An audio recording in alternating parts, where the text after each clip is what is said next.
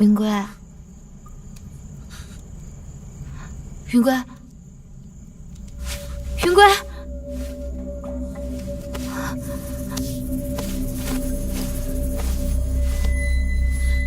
你声这么重，为什么不早说？医师面前逞什么能？云归，云归。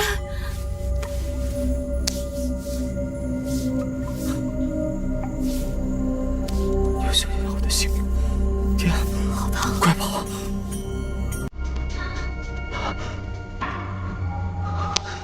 云归，我在。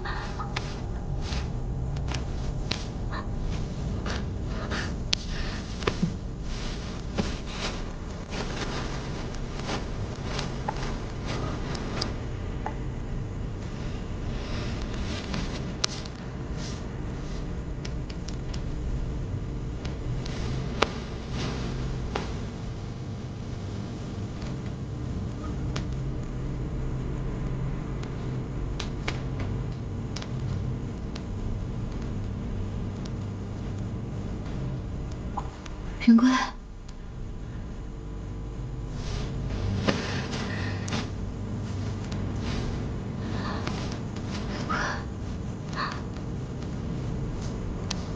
云归，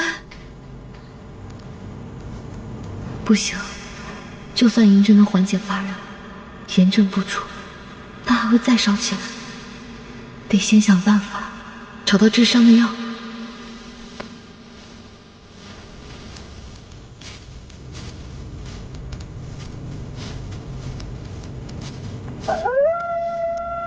云归的发热由伤口炎症引起，玄草止血疗伤最佳，能找到就再好不过了。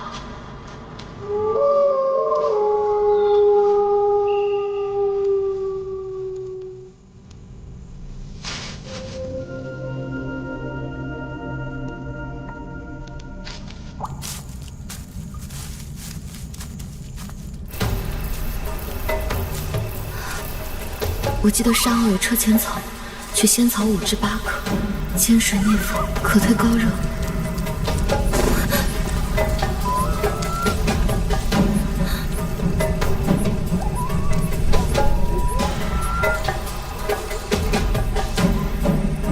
夜华，现在不是害怕的时候，云归在等你救命。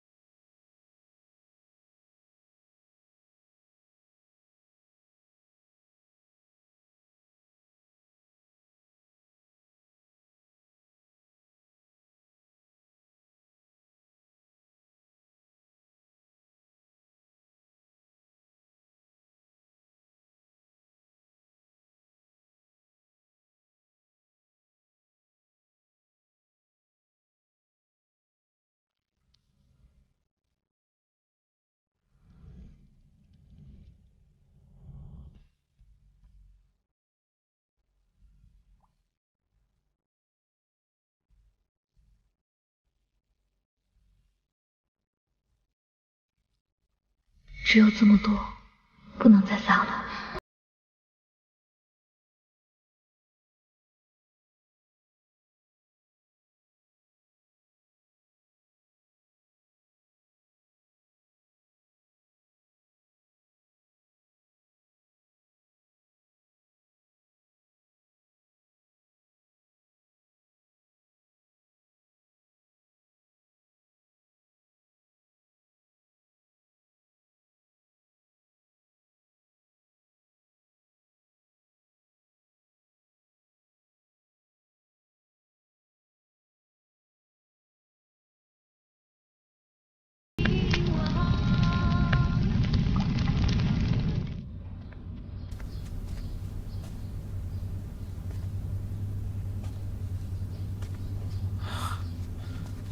少爷，少爷，少爷，说，一华没有去碧水村，那他昨晚……少爷您别着急，上午出城的时候，恰巧碰到那个林捕快，林捕快都安全到家了，相信一华大夫也不会有事的。我去找林香问个清楚。啊，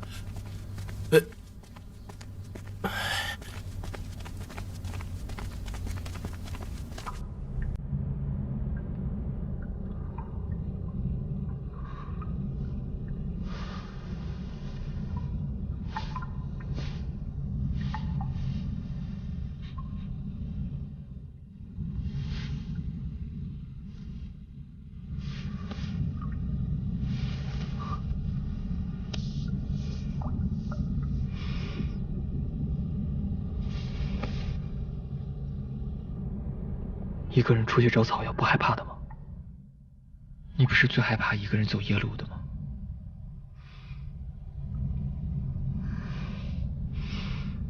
你醒了，昨天晚上吓死我了。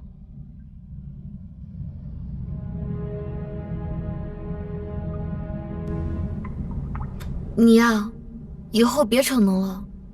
我虽是医师，也治不好不听话的病人。以后我都听你的。那我现在让你放手。这句话我不爱听。你又开始耍无赖了。有华，谢谢你。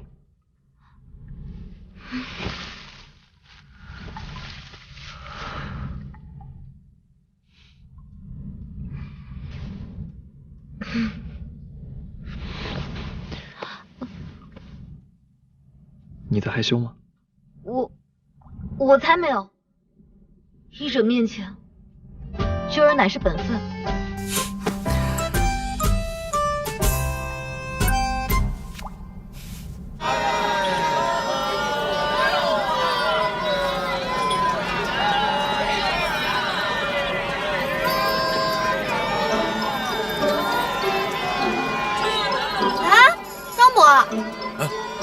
裴小姐，你这行色匆匆的是要去哪儿啊？回禀小姐，少爷见一华大夫和云公子一夜未归，心里着急啊，让我带几个人去你们昨天郊游的地方四处找找。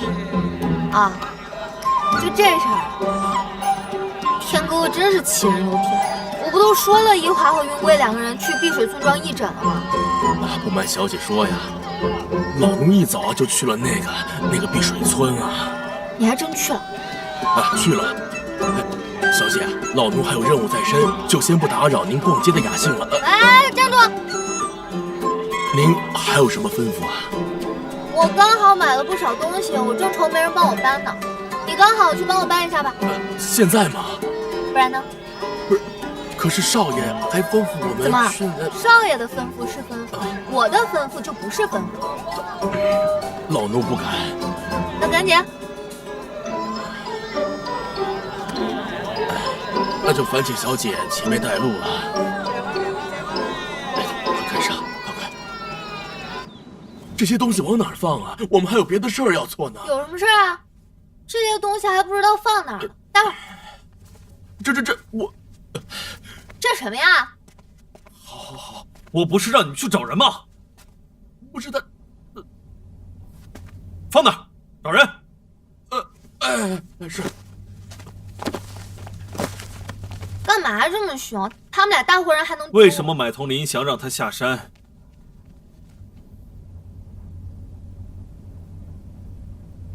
就知道他靠不住，20只烧鸡都堵不住他这张破嘴。伊华和云归失踪，是不是也是你搞的鬼？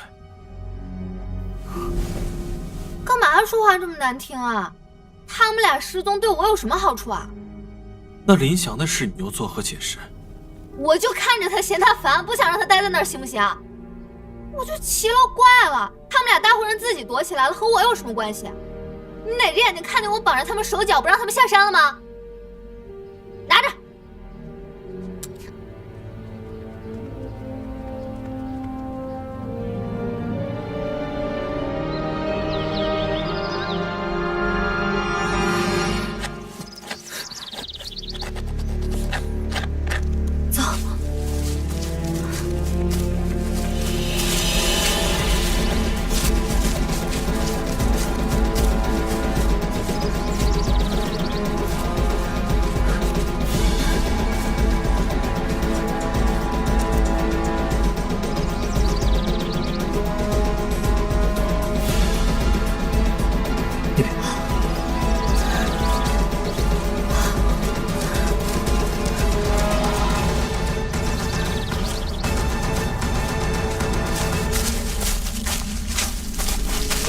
这边吧，这边，这边。好。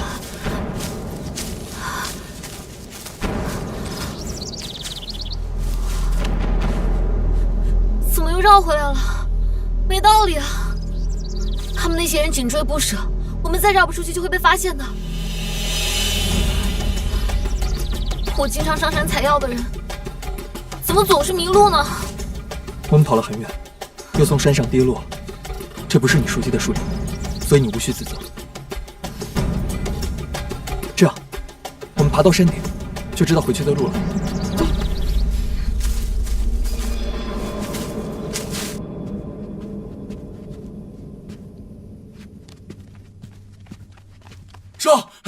少爷，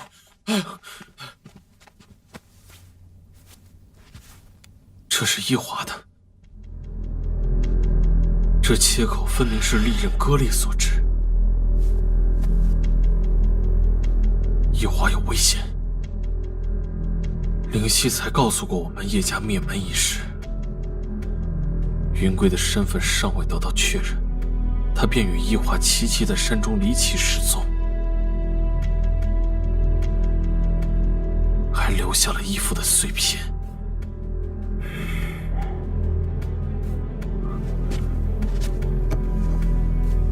你拿着我的令牌去县衙找林祥，让他抽调些人手，加大搜山力度，务必找到伊华和云贵。好，快，马上去。哎，张伯，你这是干什么去啊？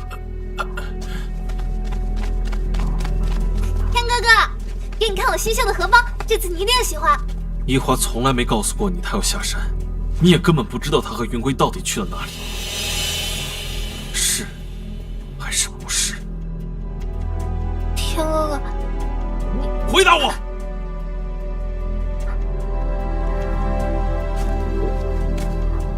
我就是觉得，他们俩既然是一起消失的，那肯定就是想过二人世界去了。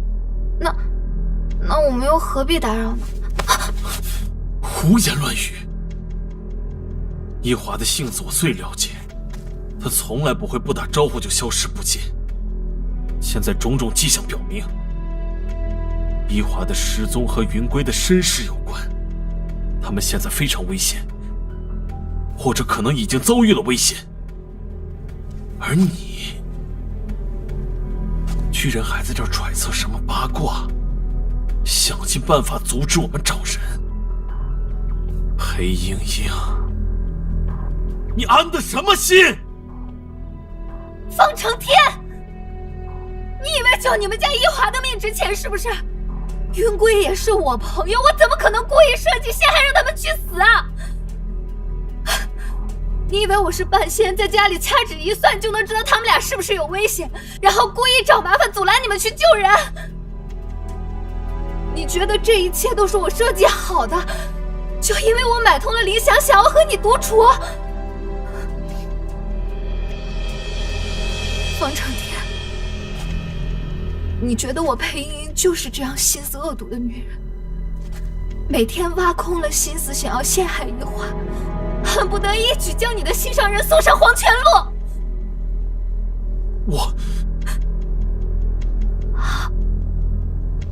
我告诉你，你猜对了，我裴莹莹就是这样心思恶毒的女人，我恨不得一华永远消失在这个世界上。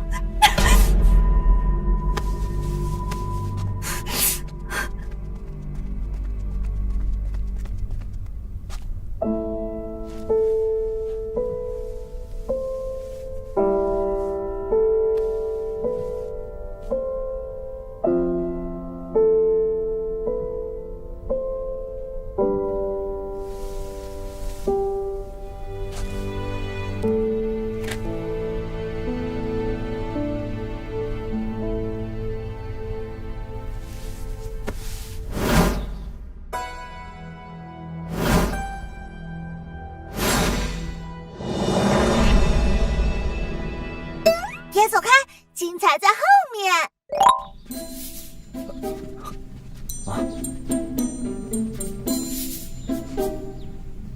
那个罗医师啊，哎呀，灵虚公子有话不妨直说，莫非是肾亏之急，又有所加重？不是我，我好着呢，肾好了。那个，过来，是林翔，他有点问题。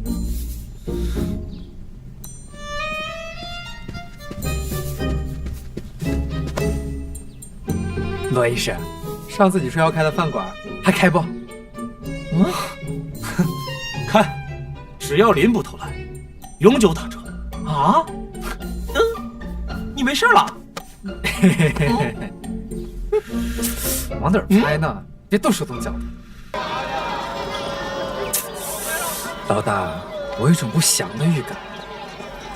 不过，按照话本里的套路，就算伊华大夫他们坠入悬崖，也能奇迹。我不能再等了，我要去找他们。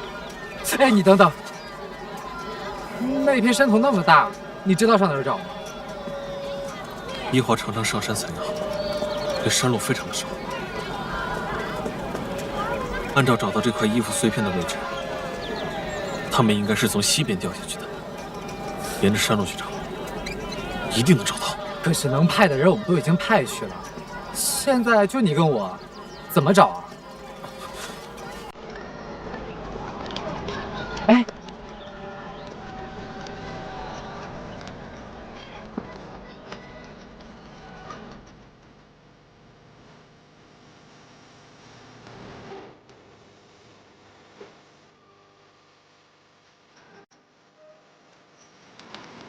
谢谢。不必了，帮你的人不是我，我爹是祥云县的父母官，一华也是他的子女，他不会坐视不管。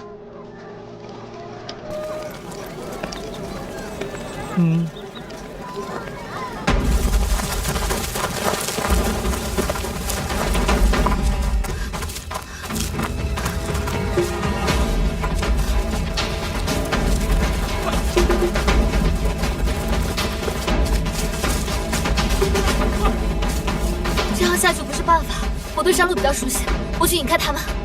好。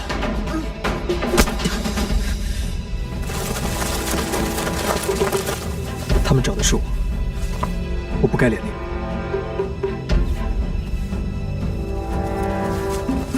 喂，队长，跑哪去了？记者，喂，站住！喂，别跑！站住！站住！站住！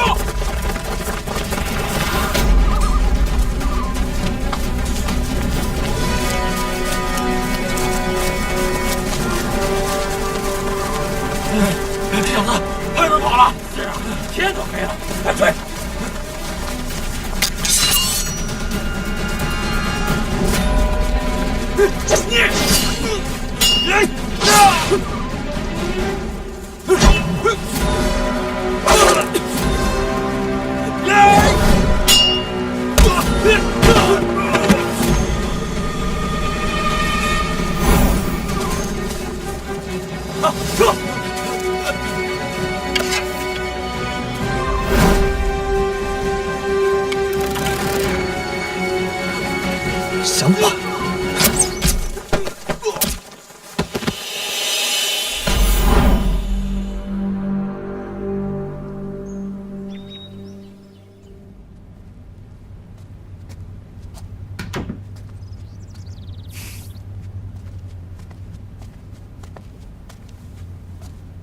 走啊。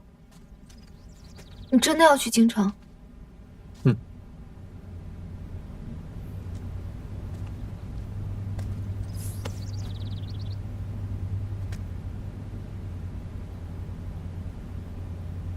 你们先安心养伤，去京城的事，改日再说吧。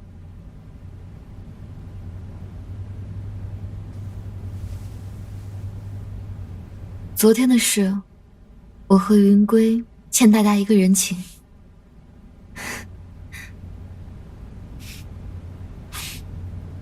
你我都是一家人，何须如此见外？不必客气，云归是我的朋友，你们无事就好，我就先走了。嗯。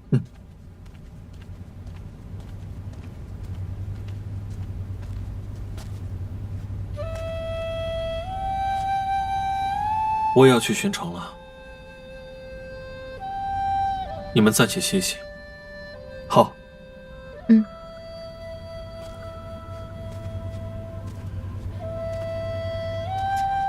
那我就先回房间了。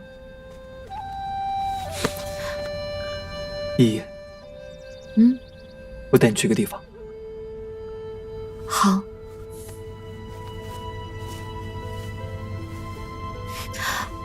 你这是要干嘛？你相信我吗？嗯。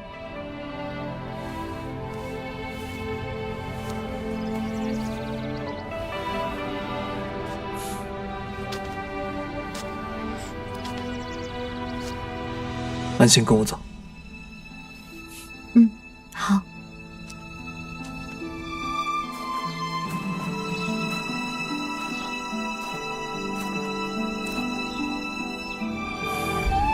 马上就到了。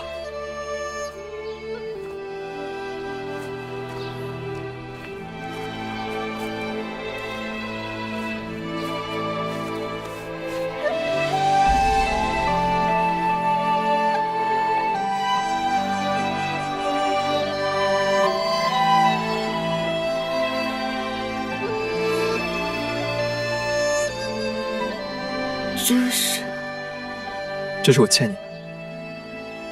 虽然花了点力气，但终归还是从罗英年手里赎了回来。哦，对了，我给门做了加固，如果以后有贼人想要破门而入，也能抵挡片刻，足够你从后门离开，免得我之后不在。所以，你很早就想着离开了，对吗？那时候前途未卜，我害怕以后你一个人在医馆里遇到危险怎么办，所以就暗中安排了这一切。现在想来，还好我提前做了这些准备。即使有一天我不在了，你也能保护好自己。你的命是我救的，你说来就来，说走就走，我可有问过我的意见？你说过，你的命属于我。那我就得好好看着，以免被人抢走了。依依，此去京城，生死未卜，我也不知道我未来的路会是什么样，所以我不能带你去趟浑水。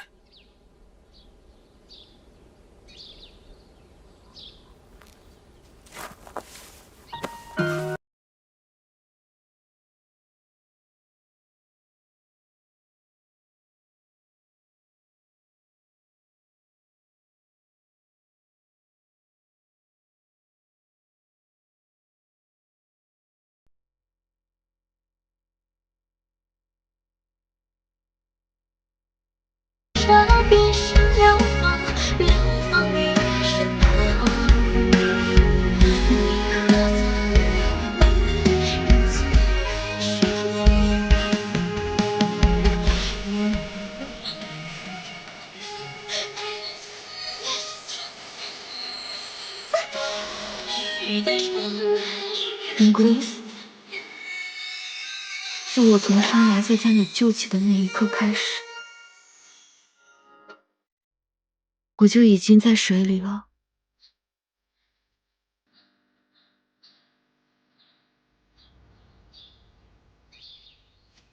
按照你这个说法，老大，我基本可以断定，一华大夫给你发了好人卡。放弃吧。什么叫好人卡？通常一个姑娘不喜欢一个男人，又想拒绝他的时候，就会跟他说：“你是个好人。”可一华没有说过这句。这么明显的拉开距离，和发好人卡有什么区别？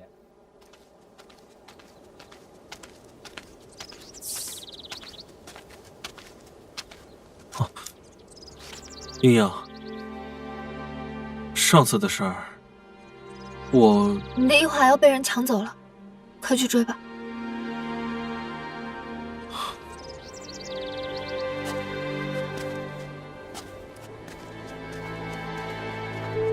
刚刚路过慈华医馆，瞧见开着门，便想着进去看看。我听见一华告诉云归要陪他去京城，方捕头，若你真的那么喜欢一华的话，便抓住这最后的机会吧。言尽于此，我先走了。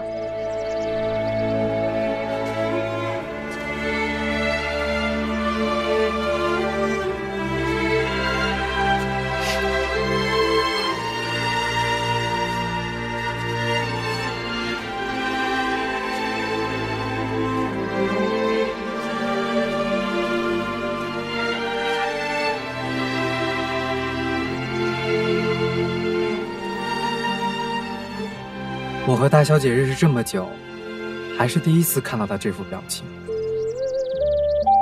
我猜她现在一定很失望。为什么？因为你没有追上去拦住她。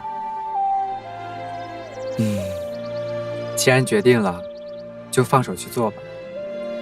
别到时候没了大小姐，一华大夫也没追到。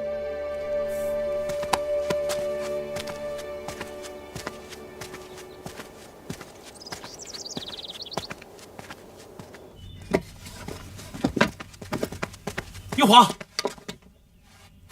成天，你这么早就回来了，我还想着去跟你辞行呢。你要走？去哪儿？回医馆，云归帮我把医馆赎回来了，我想搬回去。那你要跟着他一块儿去京城？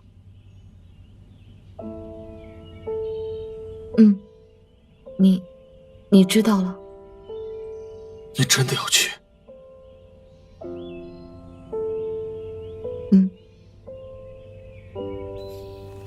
我爹从小就教育我，对待每一个病人要认真负责。云归是我捡来的，他的失忆症也一直没有治好，所以我不可能丢下他不管的。叶家灭门案真相未明，那云归的真实身份也尚未知晓。眼下你却要贸然跟着他一块儿去京城，你想过后果吗？还是说，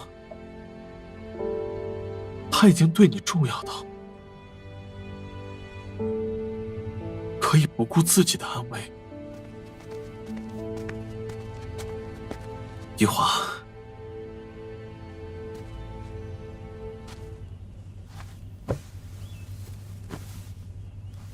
如果我说你对我也很重要，我希望你留下来，你会吗？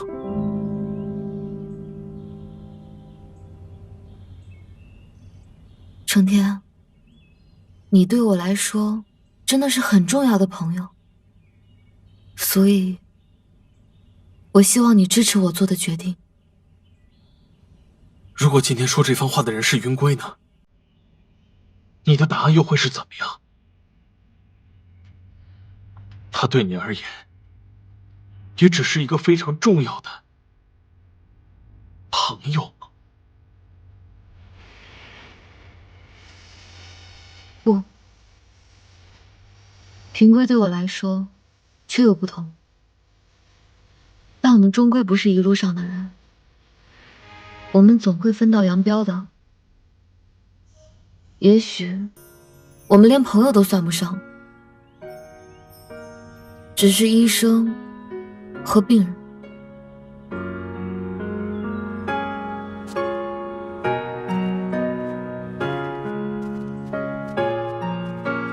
一华，你从小就不擅长说谎，你为了云贵，违背了你的誓言，在你心里，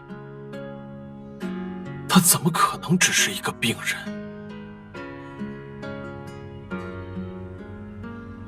你别忘了，你答应过你爹的，此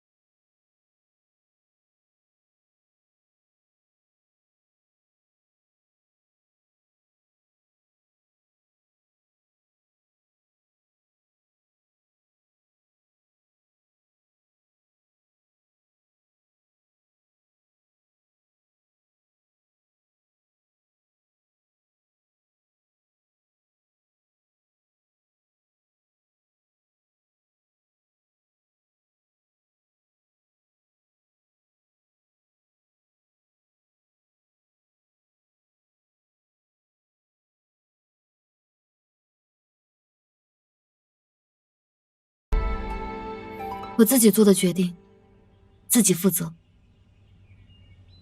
陈天，谢谢你这么多年对我的照顾，我也很高兴有你这样一位朋友。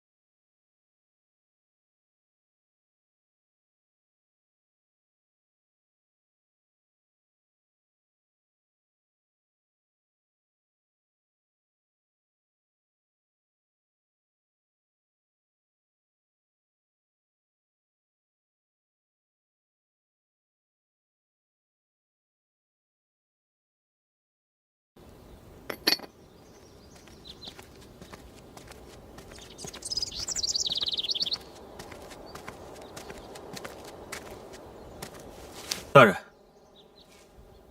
成天啊，有事儿？大人，我想高驾一段时日，3日后。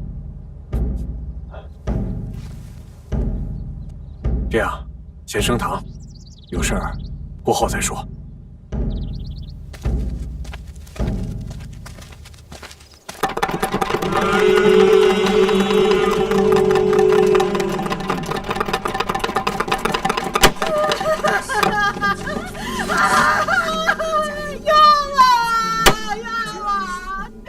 堂下何人？所谓何事？大人英明，民妇乃县上贾员外的正妻，我要状告妾室林氏蓄意毒杀我家老爷，请大人明察。大人，您要为贾员外做主啊！是，把凶手抓起来！把凶手抓起来！为贾员外做主！肃静，肃静！你且将案情详细与本官道来。启禀大人，我家老爷本来身体康健，不知道那毒妇给我家老爷吃了什么东西，拉着我家老爷夜夜笙歌，于是我家老爷身体越来越差。就在昨日，我家老爷连床都起不来了。于是我赶紧请了那罗英年医师诊断，证实了他是被下了药。大人，您要给我家老爷做主啊！哎呀！好了。哎呀！听你说来，你家老爷已经昏迷不醒，但是性命无碍。是的，本来我想将那毒妇绳之以法的，谁知道他竟然逃了。我只有请老爷您帮我做主啊！老爷，好了，成天，你速带人彻查此案。是。哎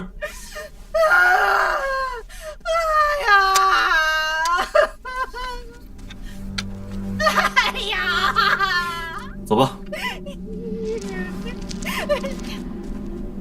退堂。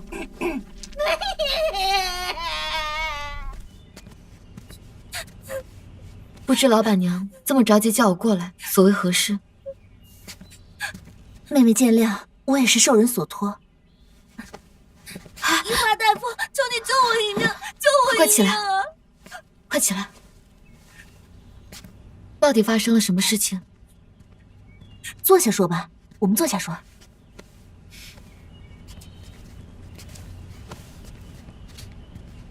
她呀，是贾员外新过门的姨太太，就是县里那位大善人贾员外。正是。她呀，也是脑子一时糊涂，为了争宠，给贾员外吃了他们家乡的秘药，叫龙虎丸。贾员外吃后昏迷不醒，大太太正要抓着他见官呢。我与他也有些交情，也曾受过他的恩惠，虽说不敢包庇他，但是我知道他不是那么狠心的人。那你是想让我治好贾员外的病，替他开脱？大夫人找了罗英年，他说药里有毒药，老爷平日对我恩宠有加，我怎么可能给他下毒？定是那贱人想要栽赃陷害。一华大夫，求你救救我，救救我呀！是不是药出现了什么问题？我在家乡见过有人用那药，绝对不致伤人性命，不然我也不敢给老爷用啊。都是那大夫人借着给老爷补身子的由头，成天熬那罗英年的药给老爷喝，要我说查也该查查他们才对。此事确实蹊跷，又牵扯到罗英年，不如先应承下来，看看情况到底如何。好，那你快带我去看看病人吧。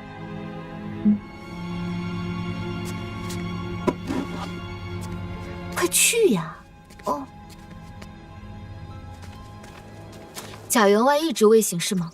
是，老爷一直没有醒。方捕头，这就是那在逃的范富林氏。一华，你怎么在这儿？三夫人请我来给贾员外看病。绝对不行，这范富心肠歹毒，谁知道他又会使什么花招？受人之托，我也想看看贾员外的病情是否有好转的余地。谁知道你们是不是一伙的？万一你们对老爷杀人灭口呢？一华大夫并非嫌犯，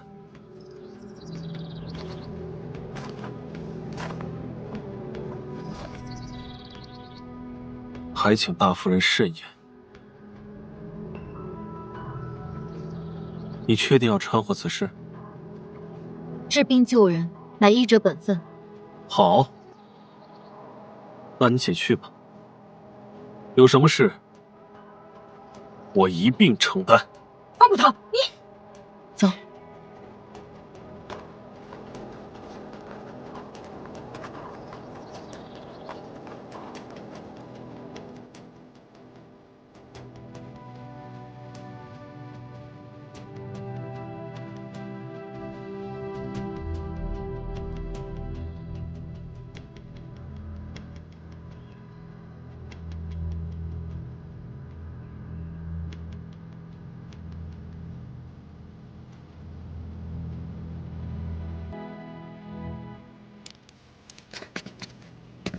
贾员外是不是常常发热、手脚冰凉，还伴随耳鸣、掉发等症状？对对对，老爷日常是这样的。面色晦暗，舌红少苔，还有，是不是经常频繁小紧？对。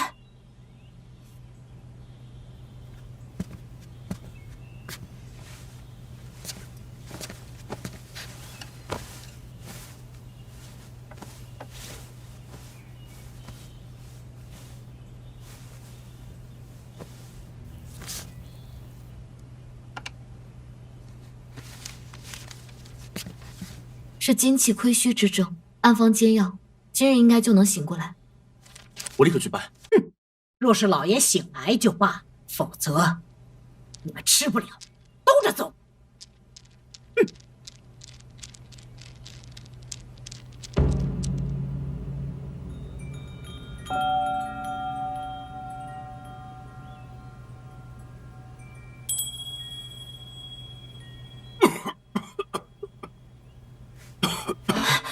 老爷，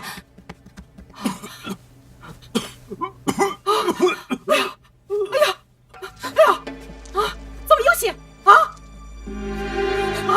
怎么有血呀？站住！哎呀，快去请罗英年医师啊！哎呀，快去啊！是，快去啊！你这个小贱人啊！你竟然敢害老爷！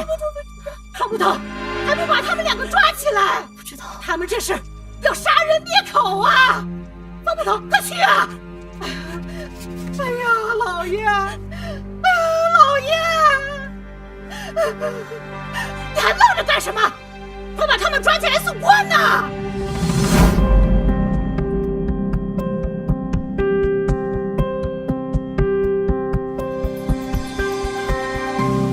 别走开，精彩在后面。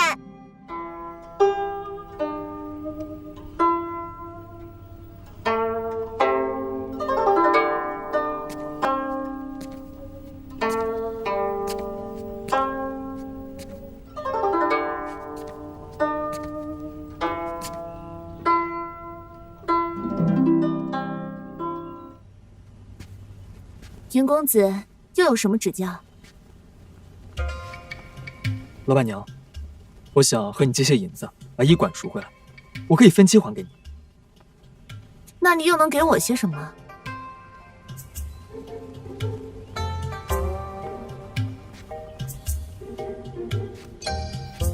老板娘这儿还有什么东西卖不出去吗？我愿意下牢。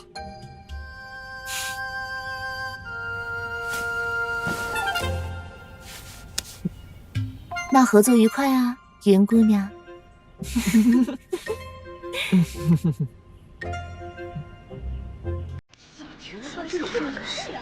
裴大人，你可要帮我们做主啊！那林氏请了个庸医帮老爷看病，药刚喝下去就吐血了。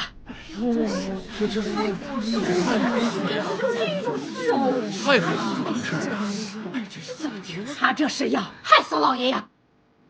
你可有人证物证？方捕头可以作证。大人，林氏找来了医华大夫，开了一副治疗精气亏虚的药。贾员外确实是服了该药之后，再次吐血。大人，我冤枉了，是他，药是他开的。大人，我的药方没有问题，贾员外的症状也对得上，问题应该出在贾员外身上。请大人允许我做详细检查。哼，谁知道你们是不是一伙的？谁知道你收了这毒妇多少银两，帮他杀人灭口？大人，一定把这2个人赶快收押。本官用不着你教，闭嘴！传仵作。大人，这确实是对症的药。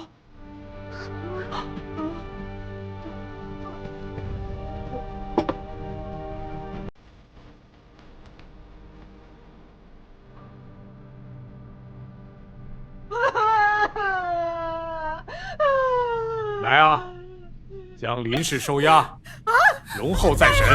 大人，我冤枉了！大人，我逮捕他！大人，退堂。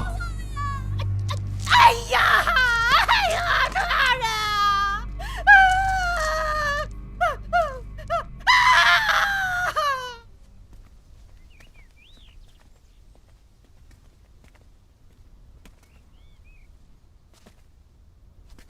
林氏他起风了，我们回家。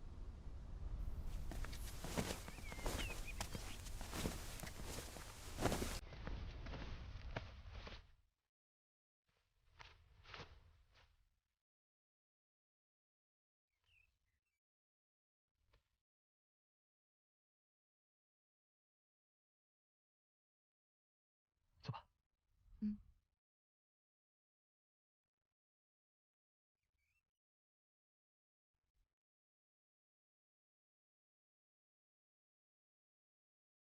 云贵，你就这么笃定我没有收钱毒害贾员外吗？那你当初如何笃定我就不是坏人了？医者面前无好坏，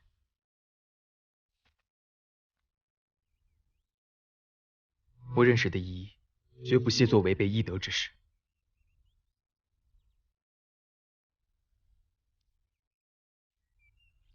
好了，我们回家。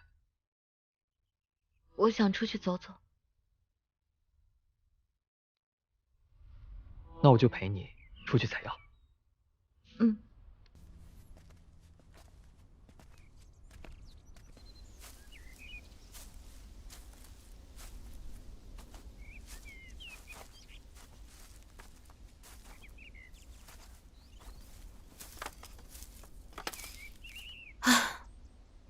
这么些年，这条山路我都不知道走了多少回了，今天倒是第一次，心情这么复杂。你不用这样责怪自己，这不是你的错。以前心情不好的时候，我总在这条山路上走，看看这周围的山啊、花呀、树啊、草啊，心情就会欢喜许多。尤其是这大片的红花配着绿叶，怎么了？奇怪，这路两边的花呢？你是不是记错了？我们采药来过好几回了，并未见过什么红花。我不会记错的，以前这周围种了很多美人面。美人面？嗯，那种红花名叫美人面。其实它只是一种普通的药材，但它特别之处在于，只有一味可以入药，用花就不能用叶，用叶就不能用根，所以有个混名叫老死不相往来。老死不相往来，还挺有意思。倘若两处同时用药，会怎么样？轻则呕吐抽搐，重则咳血昏迷。我想起来了，我终于知道贾员外的症状为何如此熟悉，那一定是混合服用了美人面的结果。云归，走，我们快回去。好。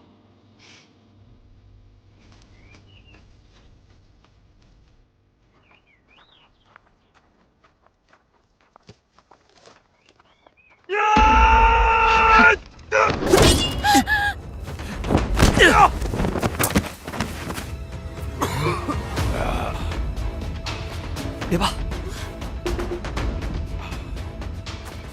全都是因为你害了我妹妹，你给她偿命！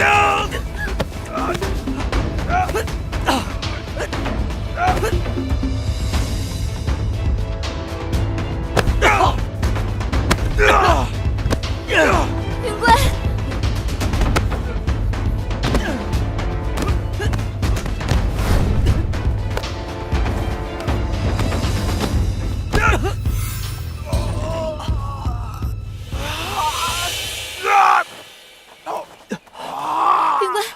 你没事吧？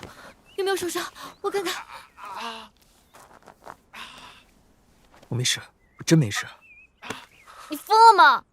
你以为自己刀枪不入啊？你看我好着呢。逞什么强？谁让你救了？你需不需要是一回事，但我救不救是另一回事。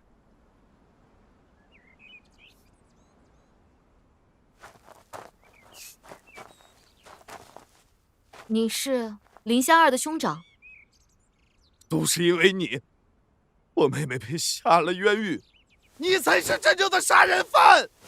我按例寻医问诊，是你妹妹隐瞒了病情，导致贾员外的病情加重的。问诊不清，我确实有错，但是杀人凶手这种黑锅，我可不背。大太太为我妹妹嫉妒已久，这次我妹妹含冤入狱，她肯定会赶尽杀绝。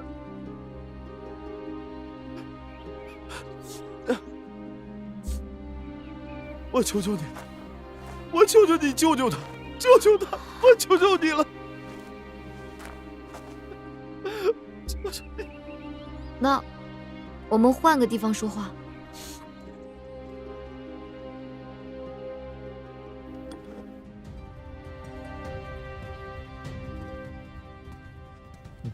谢谢啊，谢谢。玉华大夫，我妹妹她还有3日就要判刑了。贾员外的身体问题是从龙虎丸开始，你对龙虎丸知道多少？龙虎丸？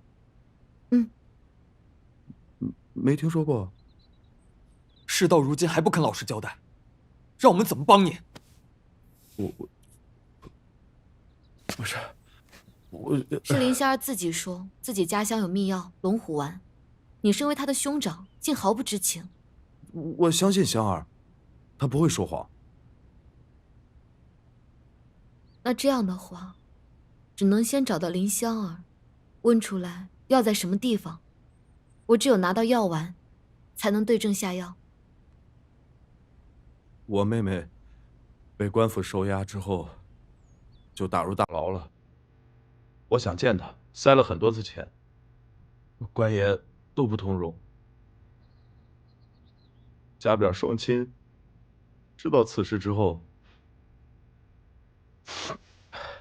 该长寸断，我都不知道该怎么跟他们解释。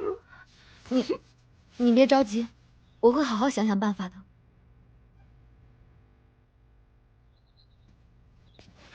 谢谢一华大夫，快快起来。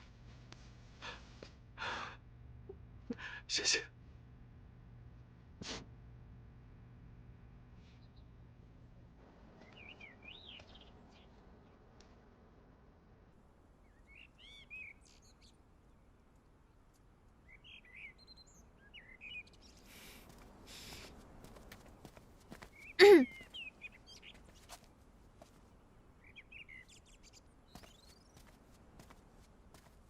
鸳鸯，玩弄感情的人是不会有好下场的。什么意思？你把话说清楚。你是真的不懂，还是装傻？方成天他喜欢你，若你也喜欢他，那你就不要磨磨唧唧，赶紧和他在一起。可若是你不喜欢他，也要和他说清楚，不要总是借着朋友的名义欲擒故纵。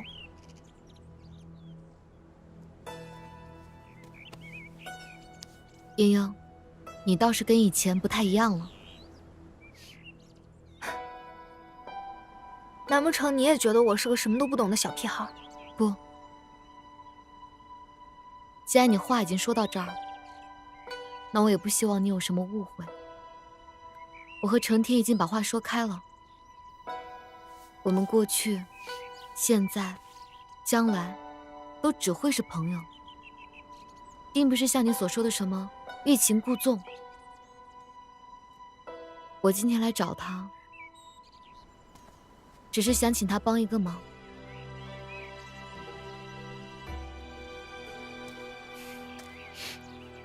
什么忙？说来听听。贾员外的案子，想必你也有所耳闻。那是当然。若不是因为你也牵涉其中，他又怎会如此伤心？我想见林香儿，她是贾员外的小妾，被关在县衙大牢，不准任何人探视。我带你去。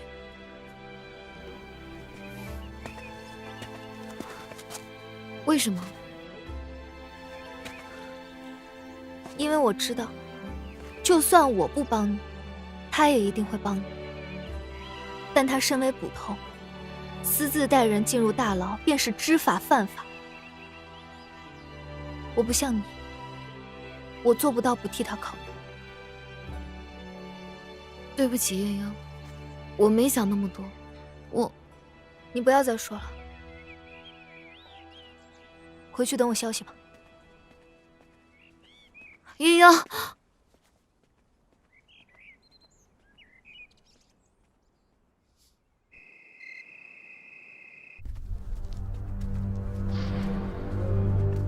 放我出去吧！放我出去！放我出去！放我出去！我没罪，我没罪！我是冤枉的呀！我要出去！救我吧！救我！我错了，我错了！我出去！救救我！救救我呀！求求你们了！救救我呀！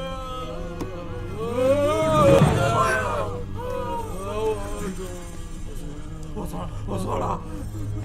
我有罪！放过我！我再也不敢了，再也不敢了！放我出去吧！放了我吧！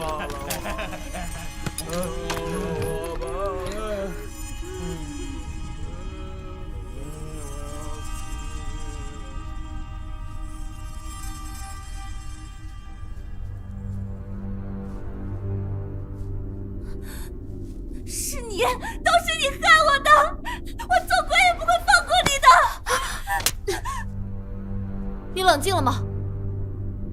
我是来救你的。从现在开始，我问你的每一个问题，你必须如实回答，否则你必死无疑。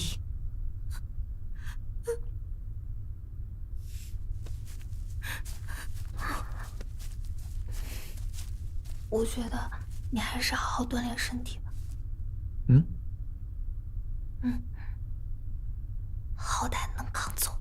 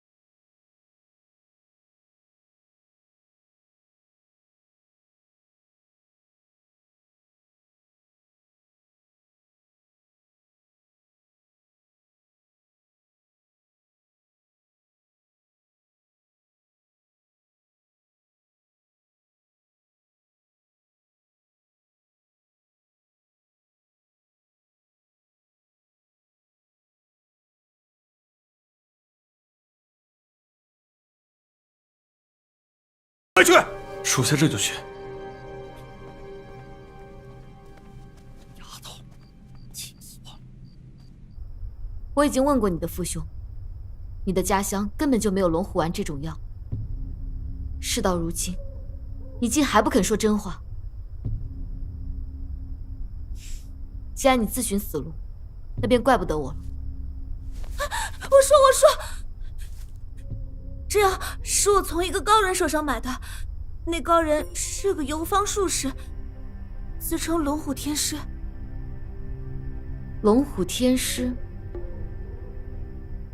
他在哪儿？高崖村。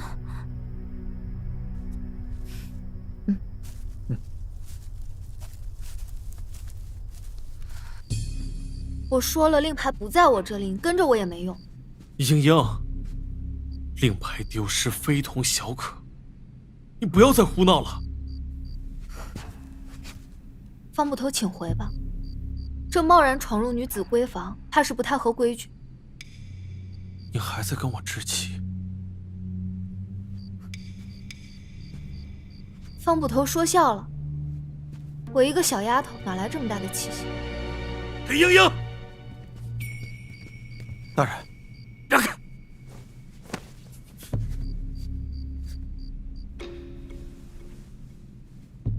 把令牌交出来！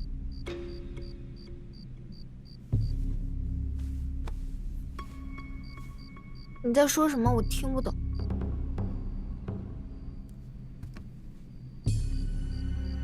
我再说最后一次，把令牌交出来！我没见过。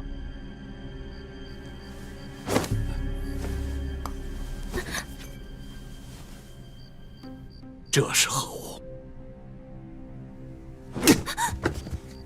丫头，你可知道，大牢是府衙重地，任何人都不得擅闯。你竟敢拿着令牌私闯大牢！是，我就是敢。裴大人秉公执法，现在就拉我去斩首啊！来啊！你当我不敢？大人息怒，英英也许另有隐情，不如先听他解释。没有什么隐情，我就是图好玩进去走了一趟。裴大人若觉得这是重罪，要杀要剐，悉听尊便。你，裴英英，你，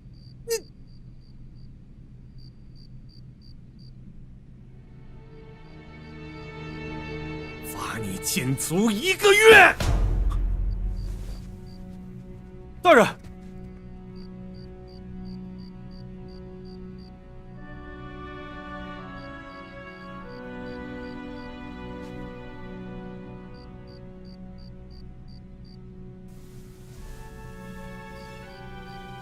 疼吗？不疼，习惯。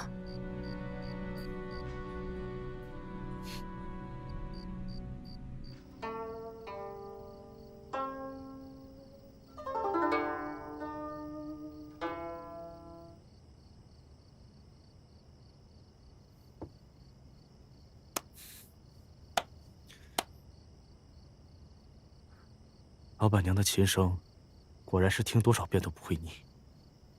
罗医师就会哄人开心。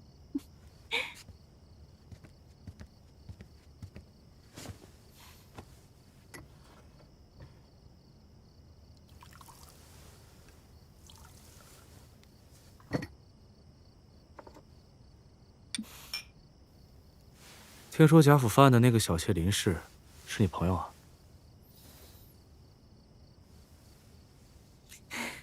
是有些交情。那得是多大的交情，能让你拉下脸去找一华帮忙？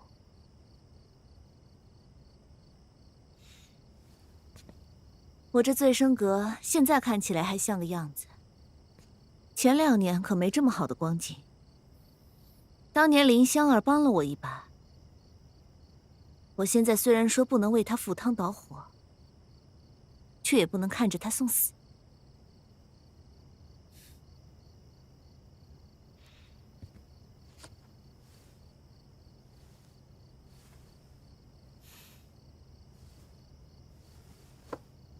时候不早了，罗医师，早点回去休息吧。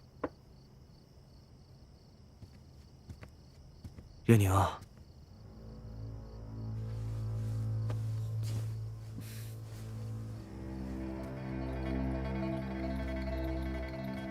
一华也好，林氏也罢，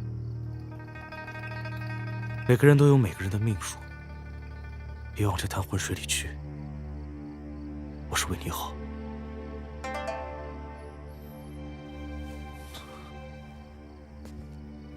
总有些蠢货觉得自己人定胜天，殊不知扶摇安能撼动大树。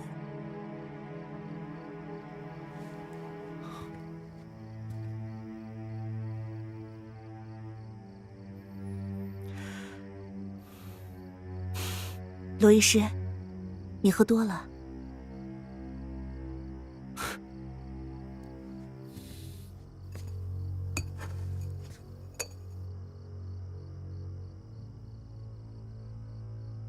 但愿长醉不复醒，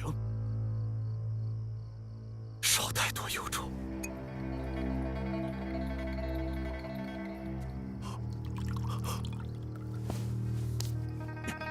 痛快！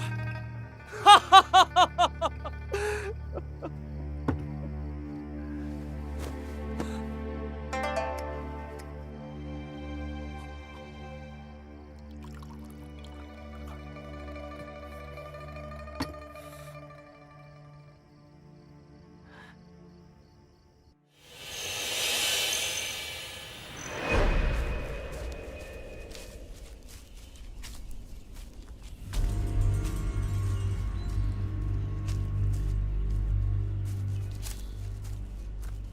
应该就在前面不远了吧？嗯。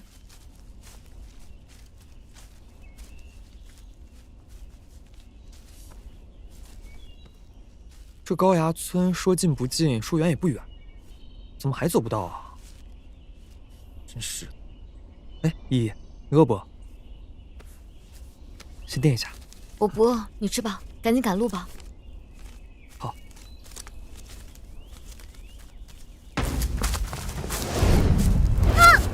依依，怎么了？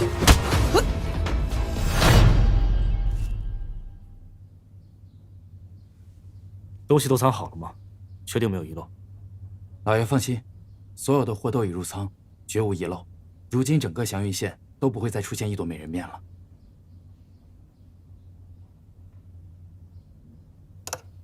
下去吧。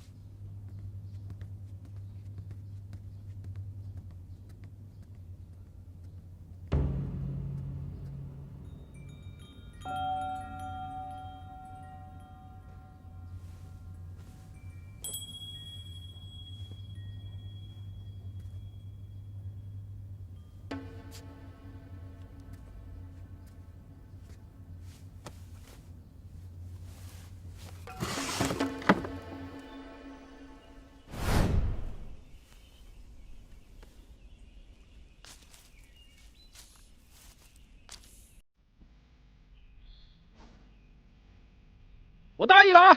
你们两个年轻人不讲武德的，我那棍是点到为止。你，老实点儿，你究竟是谁？为何偷袭我们？你说还是不说？咋的呀？给我刮胡子呀？啊？行。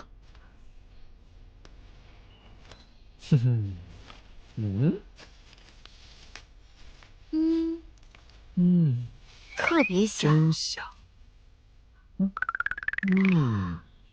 我是个讲原则的人啊，一块饼就想收买我。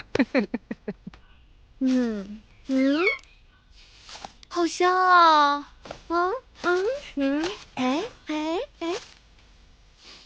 想不想吃啊？你说，我就给你吃一口。你给我吃一口，我就说。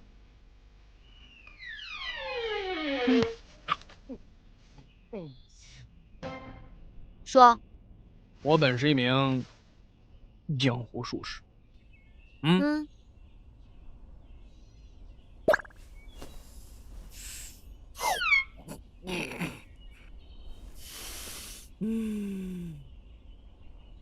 人称龙虎天师。你就是龙虎天师啊！我们终于找到你了。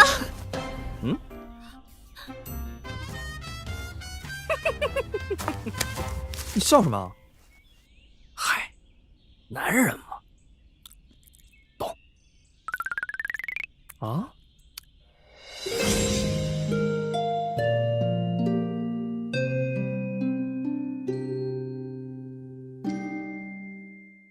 别走开，精彩在后面。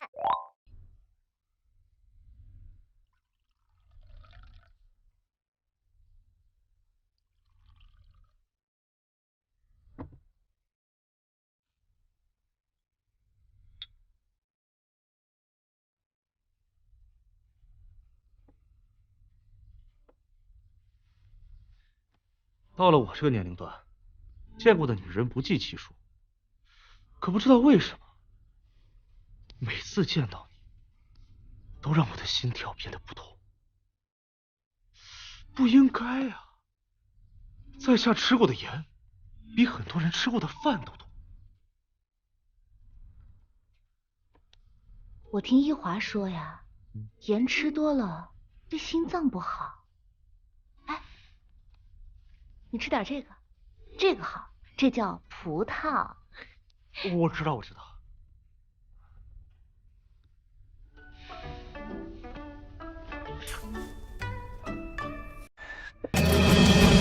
这个事儿是这样，我和罗英年都听命于当朝太医院院士殷世昭。殷世昭利用美人面做原料，制作出了能让人上瘾的银珠粉，还有能壮阳的龙虎丸，分别交给我和罗英年售卖。可是前段时间罗英年这厮像发疯了一样，一下缠走整片山头的花，还说是殷世昭的意思。这龙虎丸的原材料没了，效果呢也大打折扣，卖都卖不出去。后来呢，我就干起了打劫的买卖，不过我也卖龙虎丸啊。想不到这罗英年背后竟有黑手。别说那么多了，我们赶快回去解决贾员外一事。然后去京城揭穿殷世昭的阴谋。走，趁热吃。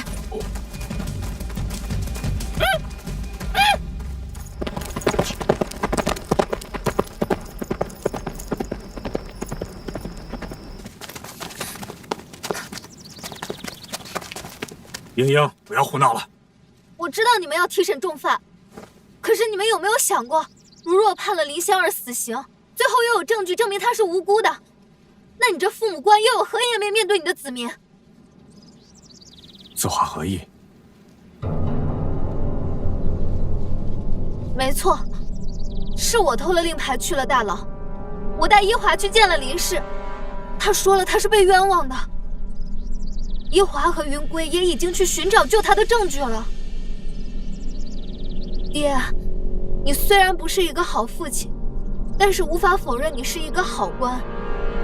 好官是不会冤枉任何一个好人的。我不希望你为官20载，却在到头来要老了的时候判出一桩冤案，毁了自己的名声。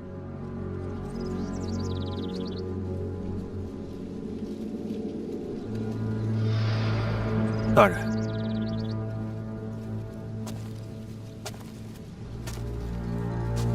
大夫人带人在外闹事，要立刻判林氏死刑，像是急于让我们杀人灭口。细细想来，此事确有蹊跷。案还未审，他们着什么急呀？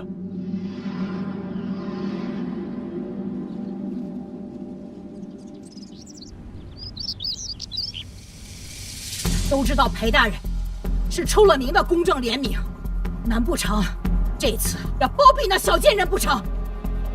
都已经证据确凿了，岂有容后再审的道理？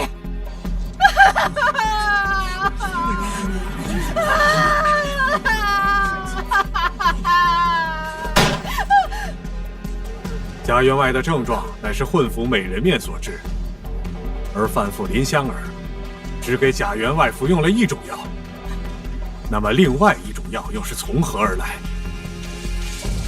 本官认为这才是重点，需要查个清楚。亦或者，等到贾员外清醒之后，亲自听他讲述一遍案情，再做定夺。照这么说，大人是要包庇那贱妇不成？这所有人都知道。现在我家老爷昏迷不醒，生死未卜。那依大夫人所言，您是断定贾员外已经醒不过来了，是吗？当然不是了，我当然希望我家老爷长命百岁。但哦，这么看来，原来是场误会。我还以为大夫人您巴不得贾员外就此长眠，然后杀了林香儿，好独占家产呢。你血口喷人！不可咆哮公堂。大人，我有方法能够让贾员外苏醒，到时候真相便能水落石出了。休想！你们已经害过老爷一回了，还想再害一回吗？大人，他们这是要害老爷呀！你可不能由着他们胡来啊！大人，我愿以性命担保，请大人让云归一试。哼，你的命有我家老爷的金贵吗？夫人，若你愿意让我一试，你家老爷的性命自然是无忧；但若你执意不肯，倒不免让旁人心生怀疑，觉得夫人您心怀不轨。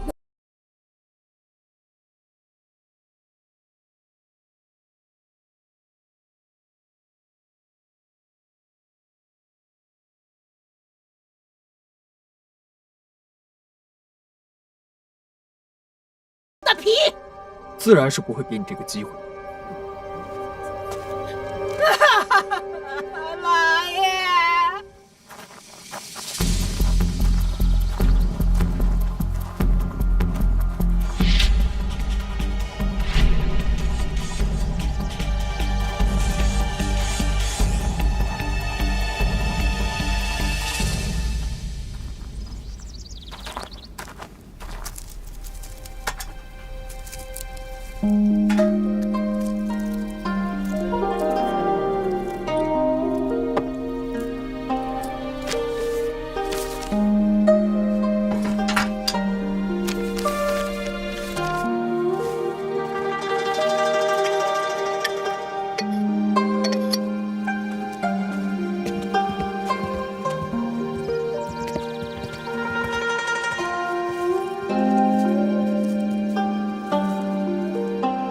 你这药不太对啊！这是易华大夫开的。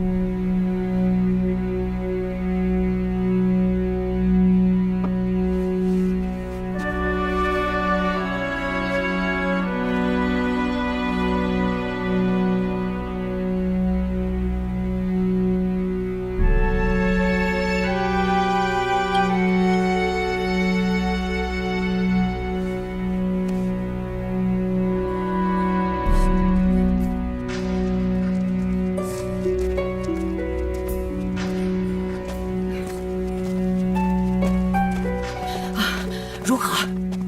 老爷他吐了好多黑血啊！简直岂有此理！大人，这下你该相信了吧？那2个人就是杀人灭口，他们这是要害老爷呀！那涂完黑血之后，可有苏醒？回大人，确实醒了。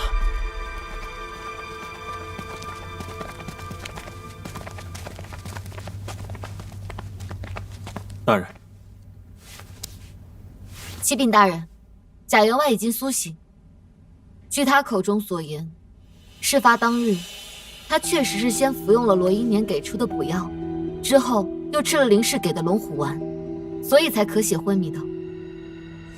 大人，这是罗医师交出的药方，说是配合衙门调查贾员外中毒一事。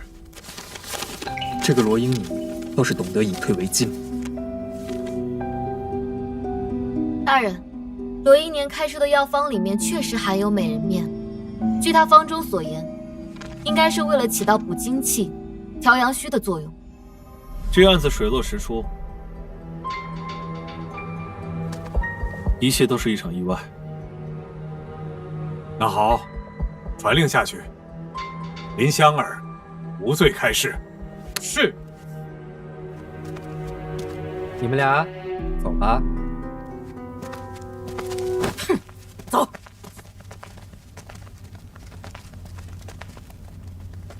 谢谢。谢谢。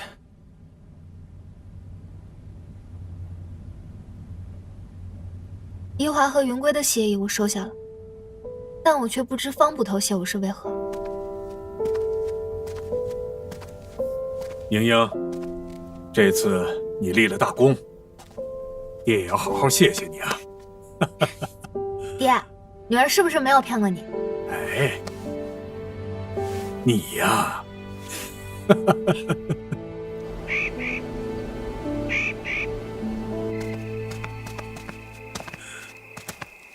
我们这样不辞而别就走，真的好吗？只是出趟远门罢了，道别的话反而显得矫情。走吧，趁天色未亮出发，明天正午时分便能抵达驿站。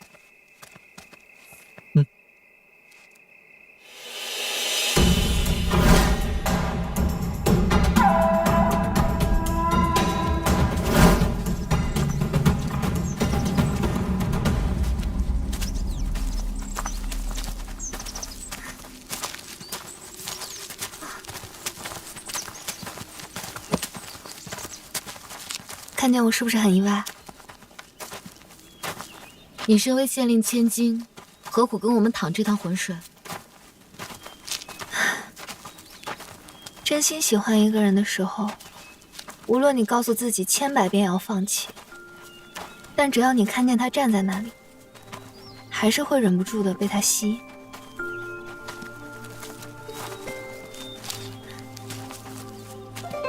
这种感觉你应该懂的。对吗？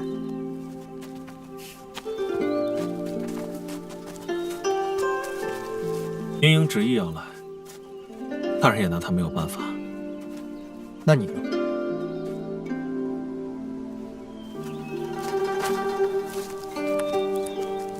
我是为了保护依华。其实我想告诉你，她根本不需要你的保护。不过我没有说这句话的资格。但是你放心，在你之前，我一定会保护好依华周全。那既然大家都是为了同一个目的，那就无需多言，赶紧走吧。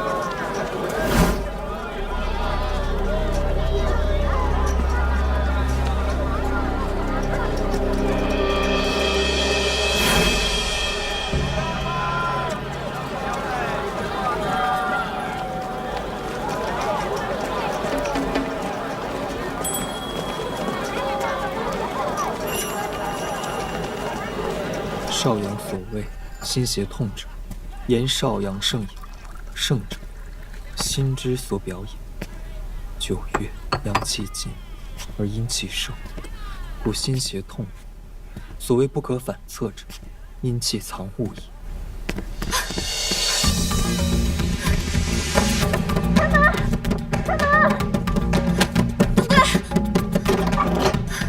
一华不见了，我刚才下楼去找小二拿床被子，上来以后就没有见到人，就只剩下了这个。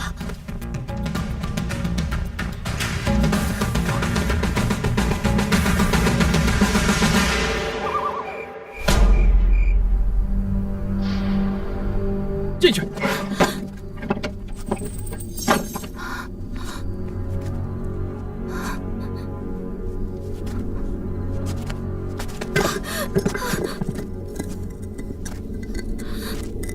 这里是什么地方？囚禁我的人是谁？他的目标会是云归吗？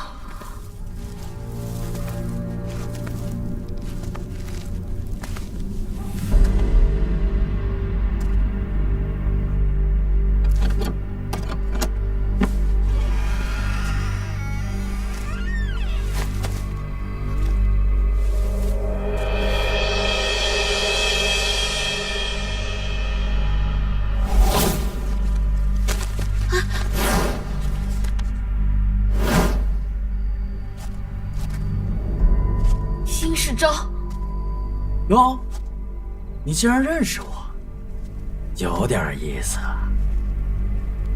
我不仅认识你，我还知道你跟罗英年狼狈为奸，利用美人面的药性，谋取暴利。你这等行径，根本就不配医者之名。小丫头，你还是太年轻了啊！比起那源源不断的利益，什么都不值一提。嘿，如此罔顾医德，你根本不配当医师。你说对了，我和罗一年都是被逐出师门之辈，我们早就不是医师了。所以，不要拿你那满口的仁义道德来绑架我，没用的。至于你，救了不该救的人，就得死。只是在你死之前，还要拿你换点东西。云归，他是叶氏里的儿子，对吗？你都是要死的人了。让你做个明白鬼也罢。没错，云归就是叶相，叶氏里的独子。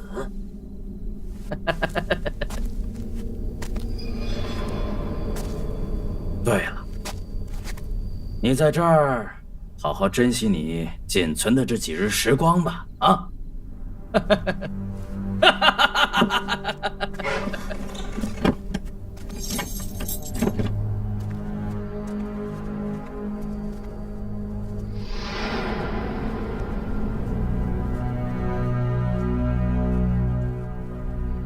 针线包遗落在客栈里，眼下也没有防身的武器，这该如何是好？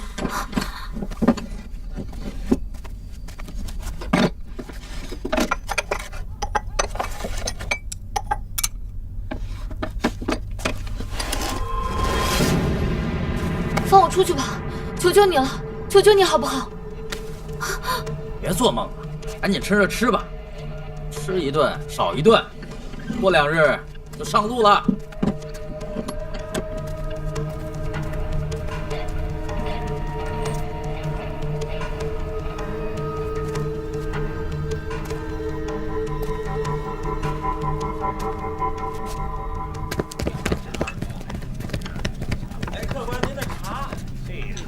从昨晚到现在，我们已经把附近都找遍了，都没有发现一华。客栈里面我也找遍了。一华会不会已经不在客栈了？屋内有迷香的味道，带走他的人甚至算好了你上下楼的时间，他们早有预谋。看来我们早就被人盯上了。嗯。为了以防万一，我们还是先离开客栈。哎，来了，您慢走。走。哎，借过，让一让。来了。这店小二身上有伊华特制的驱虫粉味道。你确定？不确定。药材比例完全一样，我绝不会弄错。跟着他，一定能找到伊华。哎，那就来。还有。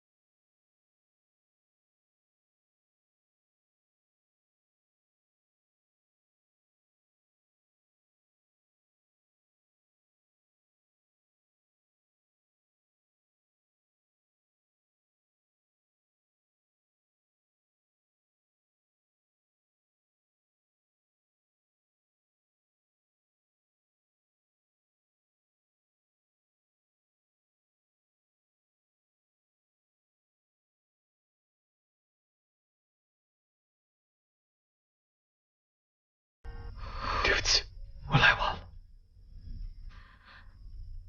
只要你来，就不算晚。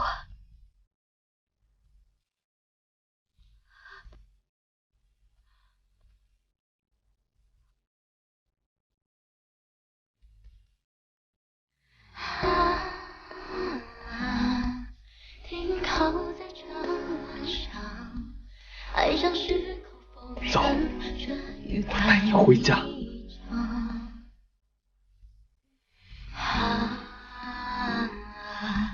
漂流向的那一方，爱到无所适从，放不退让。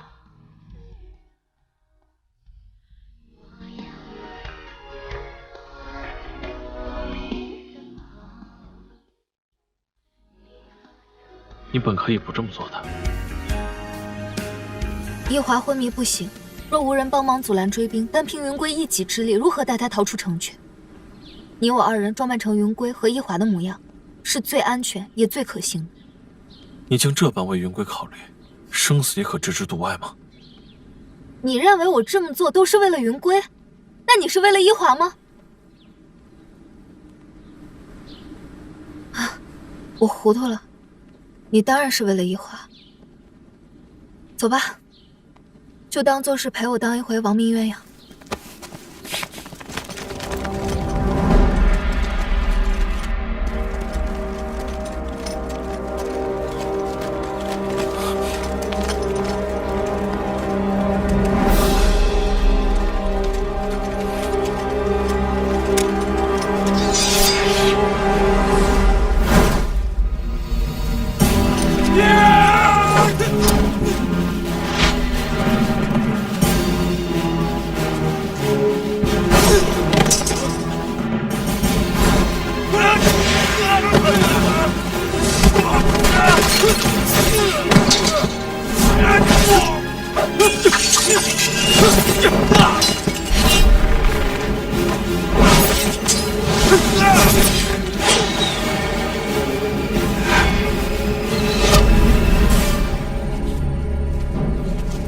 云英，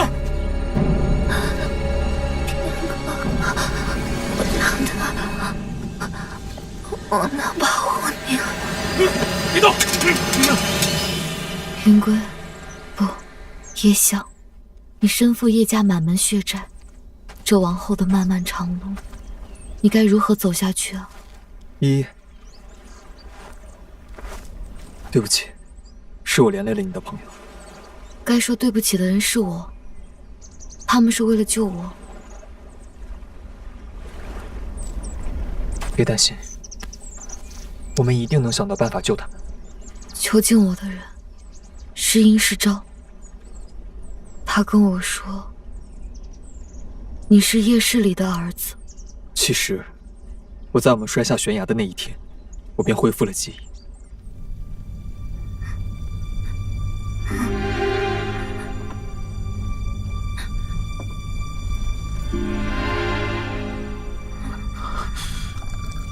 大夫，大姓大夫，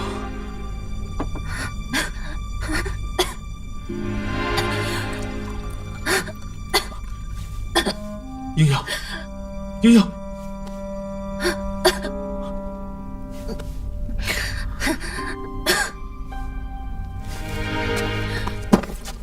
开门呐！开门呐！他伤得这么重，不请大夫如何能行？别得寸进尺啊！给他包扎止血，已经是我家主子大发慈悲了。你搞清楚自己的身份，想什么呢？可他伤得这么重，他会死的。那就看他自己的造化了。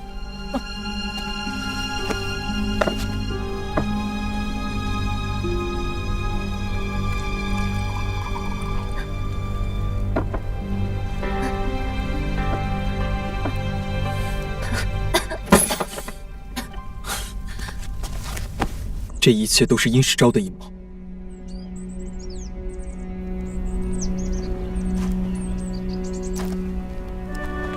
竟有人能够为了利益灭绝人性至此。依依，京城这个地方远比你见到的模样残酷100倍，那茵茵和成天岂不是更加危险？所以我们一定要赶紧想到办法救出他们。那现在我们唯一的方法，只有去告御状了。可是我们没有证据，所有的美人面都被殷世昭和罗英年独揽了。即使我看过完整的药王手札，知道如何拿美人面提炼出银珠粉，可是也无济于事。要是我们爹爹还活着，或许会有办法。一华，还有一个人能帮助我们。走。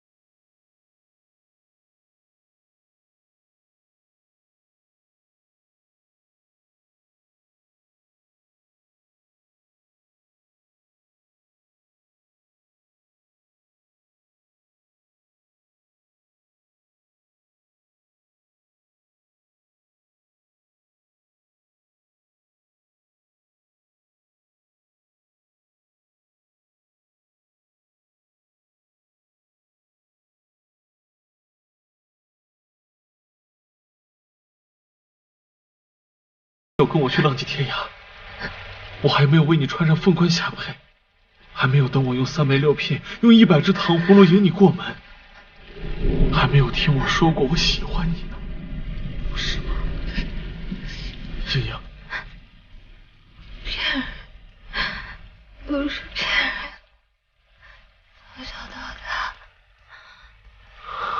你的眼睛只看得到一花，你从来都没有喜欢过我喜欢你，莹莹，我喜欢你。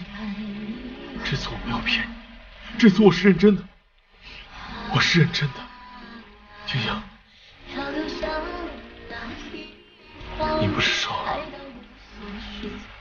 我们是对亡命鸳鸯吗？那我们就要生死与共啊！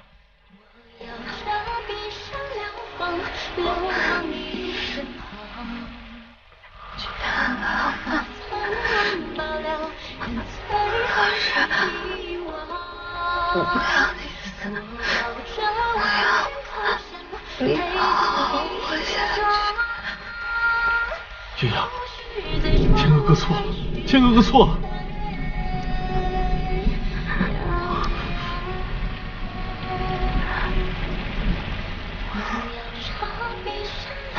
我跟你道歉，别离开我。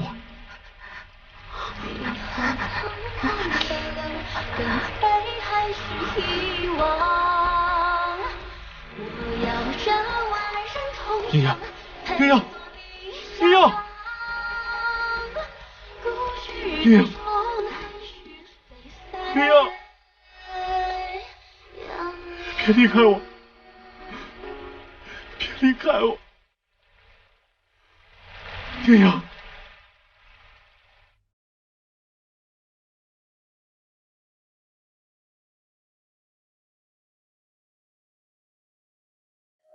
别走开，精彩在后面。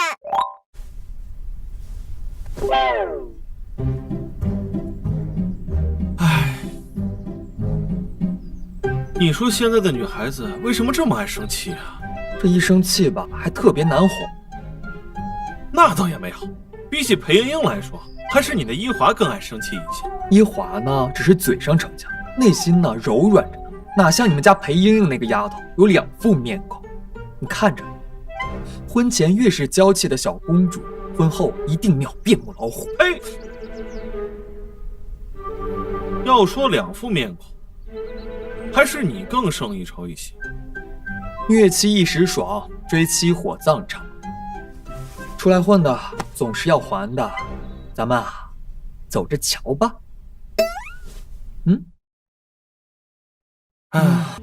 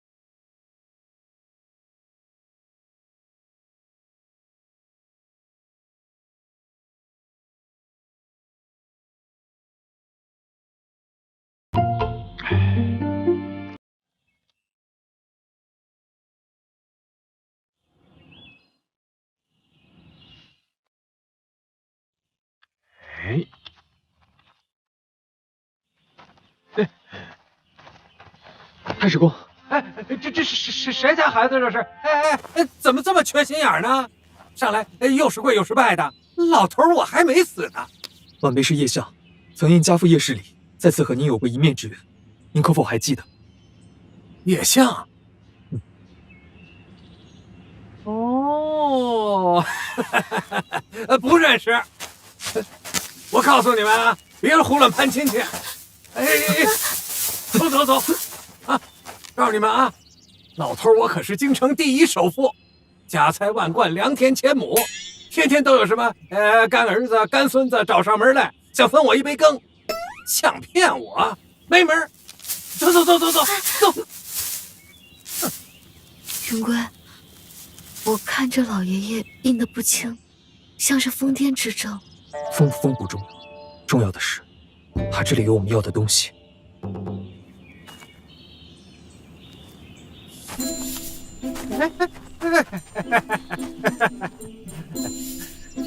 这花好看是不是？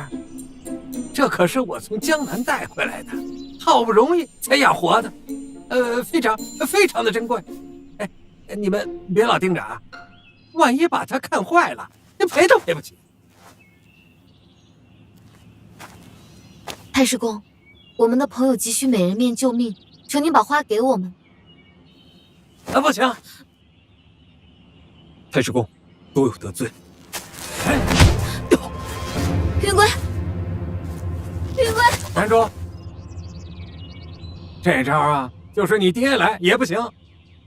哼，小子，看我老头年纪大了，好欺负是不是？哼，叫你知道什么叫姜还是老的了。太师公，我们知道你的身手了得，但是我们的朋友真的需要美人面救命。若是你不肯，我们也不勉强，但求求你放过云归，让我们再去想别的办法，求求你了。不要紧的，半炷香的功夫他就好了。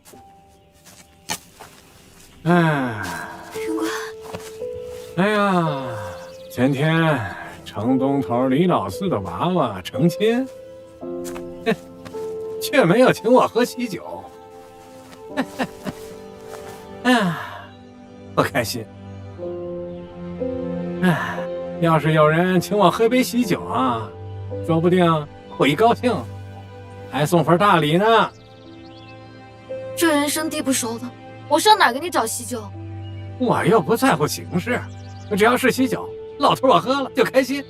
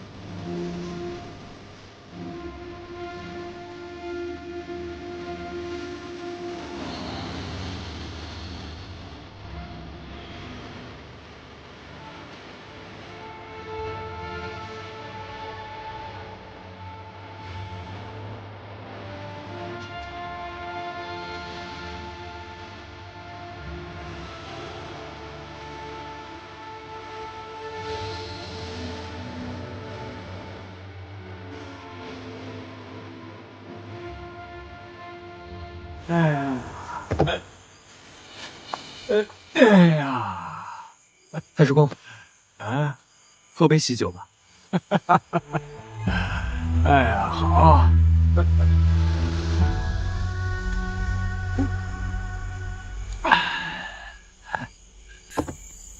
这喜酒也喝高兴了，是不是应该？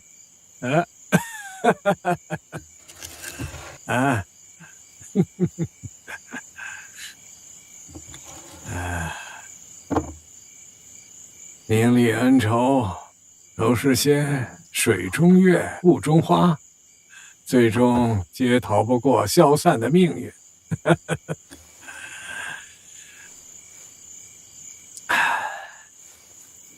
只有珍惜眼前的人，才是最真实、抓得住的幸福。你们俩小鬼啊，明明是两情相悦，怎么就非捅不破这层窗户纸呢？啊！原来你啊不疯。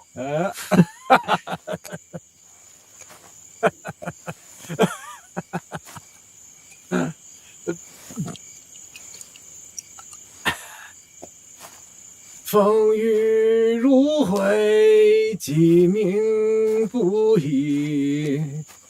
几千君子，云胡不喜。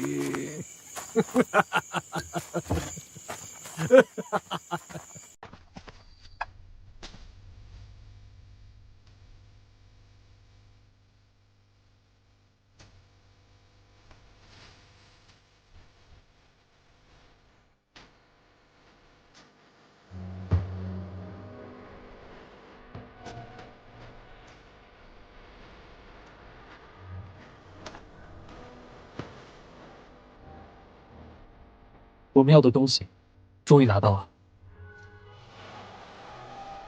哎，让我来。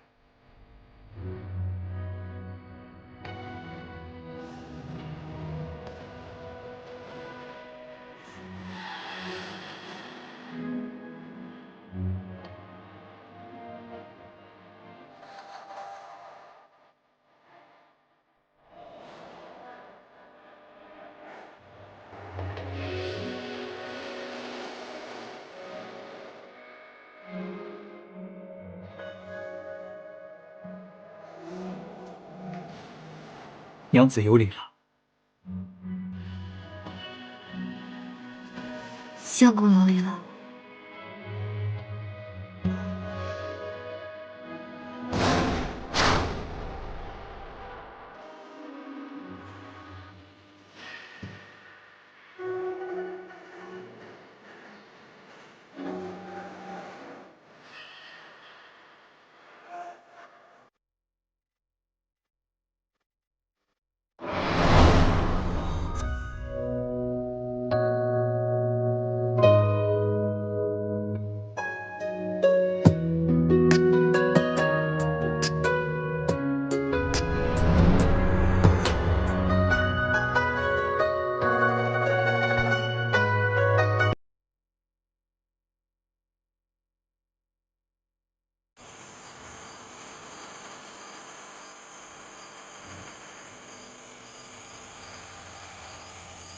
银珠粉已经提炼出来了，接下来你打算怎么办？御状怎么告？坊间传闻，太后每逢15会去龙泉寺抄经礼佛，所以我打算明天在太后进香的时候拦下，禀明这一切。还有依依，你们已经帮了我很多了，剩下的路让我一个人去闯吧。明天的事情，明天再想。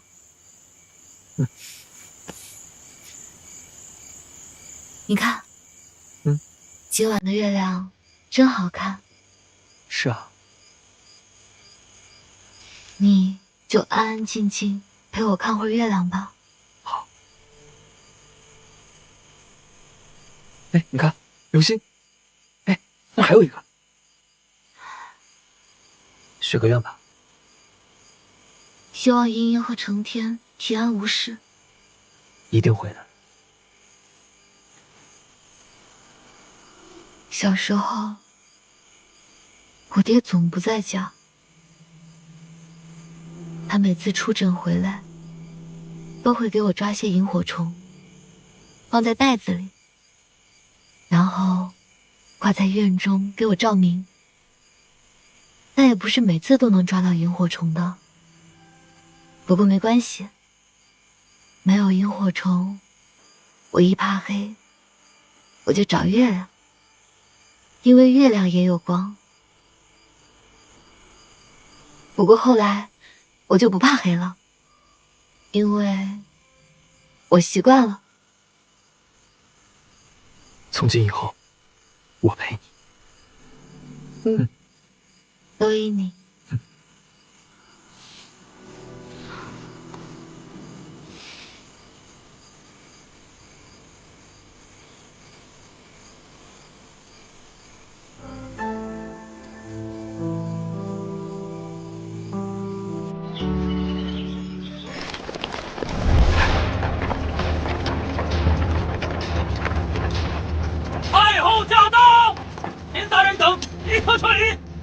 阻止两者，杀无赦！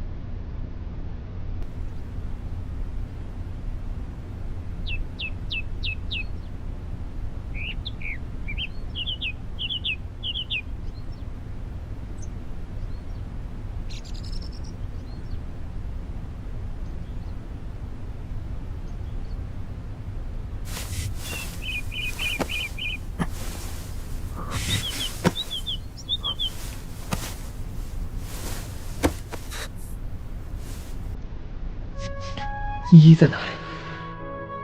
我为何浑身无力？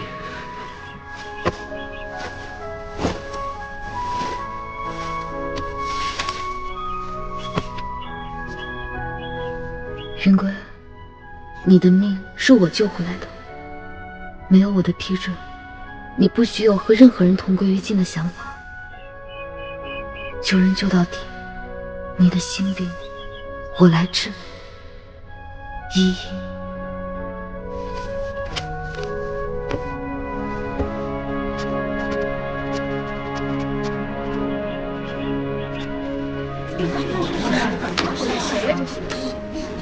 这谁家的闺女啊？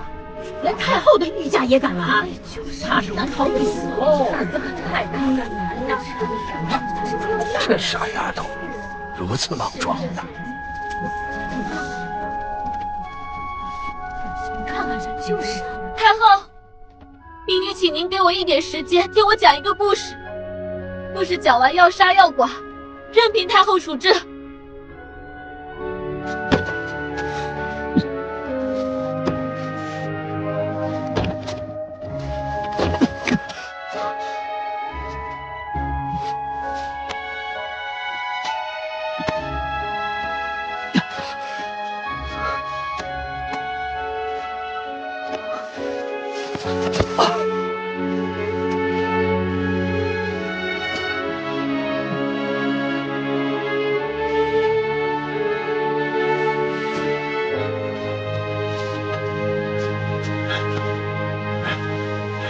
让我看看，怎么了？你这怎么了？怎么了？这丫头为了救你，自己连性命都不要了，出此下策。来，把它吃了。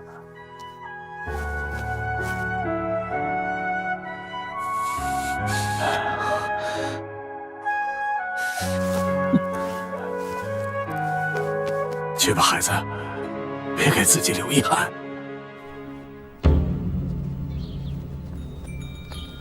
民女死不足惜，只求太后看在叶家世代姓里救人无数的份上，还他们一个公道。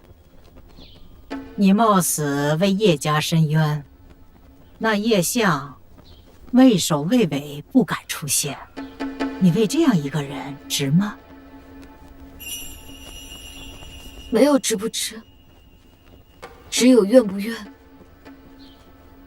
谢太后听我讲完故事，接下来任凭太后处置。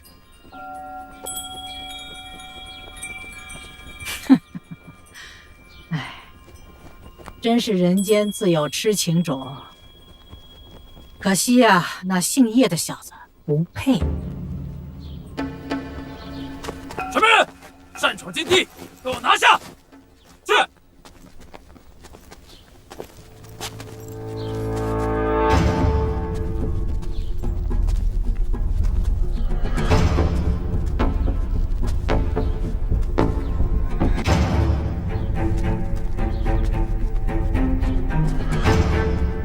太后，那就是叶相。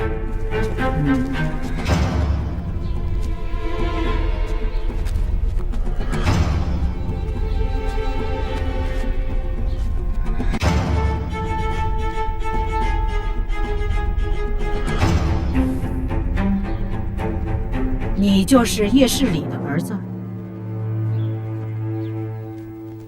他这冤是替你伸的。不错，他今日所有的都是为了我。太后若是要责罚，罚我便是。不，冲撞太后的人是我，要杀便杀我。太后，此事因我而起，杀我便是。云贵，你闭嘴！要杀便杀我，太后！太后！太后！罢了罢了，吵得哀家头疼。哎，没见过还要自己找死的。好，哀家就给你们一个机会，你们一人说出一个不杀对方的理由，谁能说动，我就听谁的，给你们留一个活口。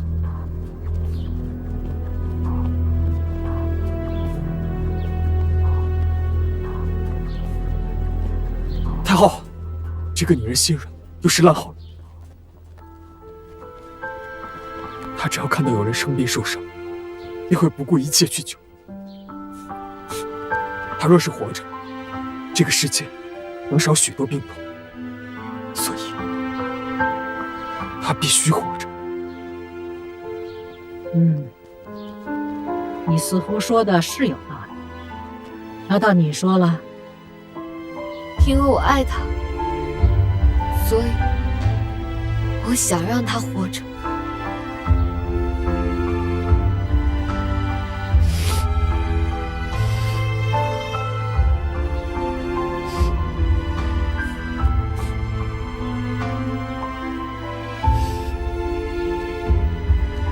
皇上驾到！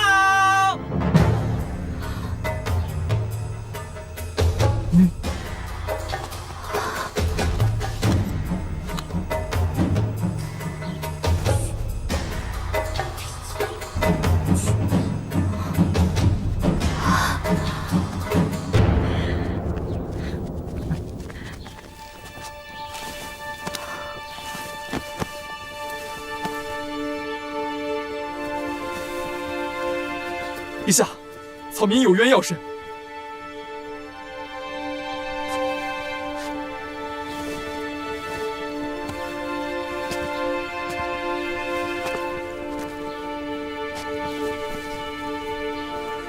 抬起头来。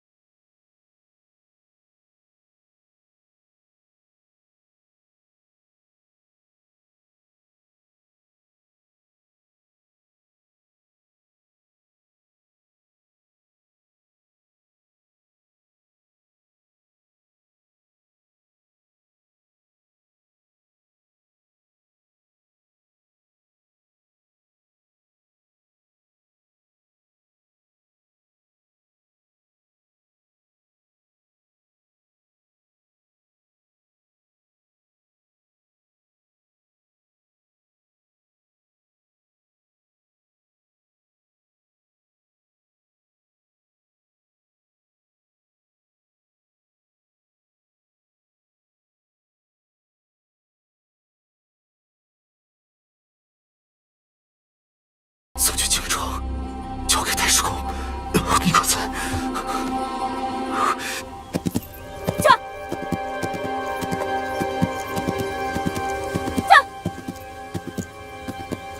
笑话！我已位列太医院院使，又怎会自毁前程？是啊，你已经是太医院院士，为何还不能满足？我爹曾经告诉我，人唯一不能助长，便是自己的贪欲。人一旦有了贪念，便离疯魔不远。美人面的药性何其残忍！殷世昭，你竟然忍心用在百姓身上！哼，这是你的一面之词。皇上，万万不可听这黄口小儿的胡言乱语。这是我们用太师宫的美人面提炼出的银珠粉，若是你当真问心无愧，你敢不敢吞下它，以证清白？你不敢是吗？因为你只看过上半卷的《药王手札》，根本不知道如何解读。你怕你死在银珠粉手上是吗？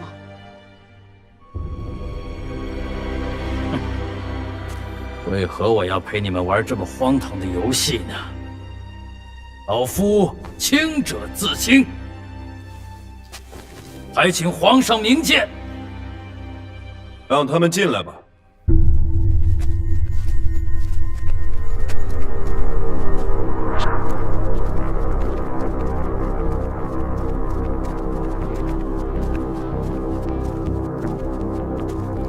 草民拜见皇上，免礼。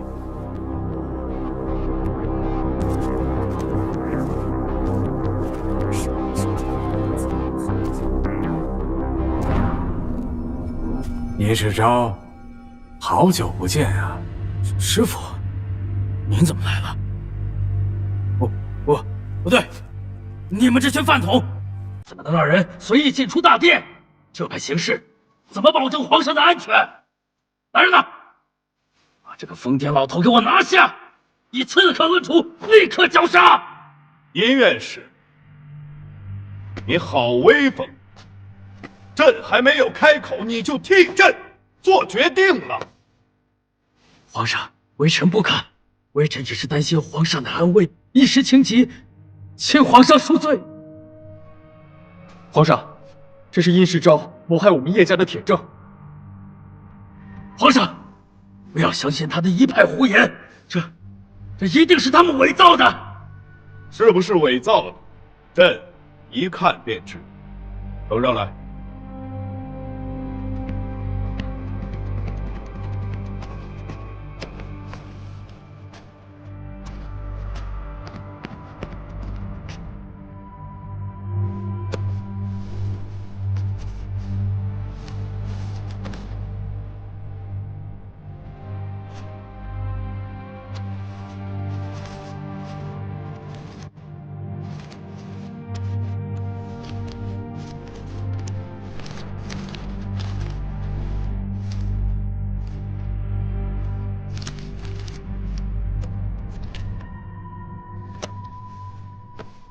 叶相，你给朕如实禀报。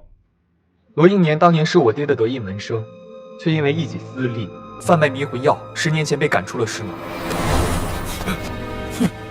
有辱师门！滚吧！后来，殷世昭出现了，于是他和罗应年一拍即合，来到祥云县上，借着满山遍野的美人面，谋取暴利。我父亲身为殷世昭的师哥，一心想劝师弟向善，却没想到招来了杀身之祸。叶家出事之前，我父亲派我去祥云县，告知百姓美人面的恐怖之处，并将其销毁。可谁知我刚离家没多久，便接到了管家拼死送来的血书。我怀疑他就是叶相，一旦确认，立刻下手。叶家一除，再无后患。如今这银珠粉的生意就归你我共有，美人面就靠你了，合作愉快啊！殷世昭和罗应年竟勾结，害我叶家满门。殷世昭，这就是你处心积虑想要得到的东西吧？你可知为何你怎么找的，就是找不到这药王手札和这封血书吗？因为他被罗应年偷偷从叶家带走，藏到了祥云县上。你们两个是一类的，他怎么会不知你的恶毒？这是他给自己留的保命符，就像你从未相信过他也没有相信过你一样。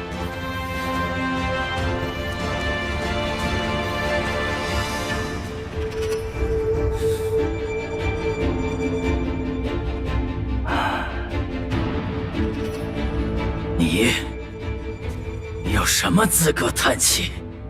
这一切的一切都是因为你。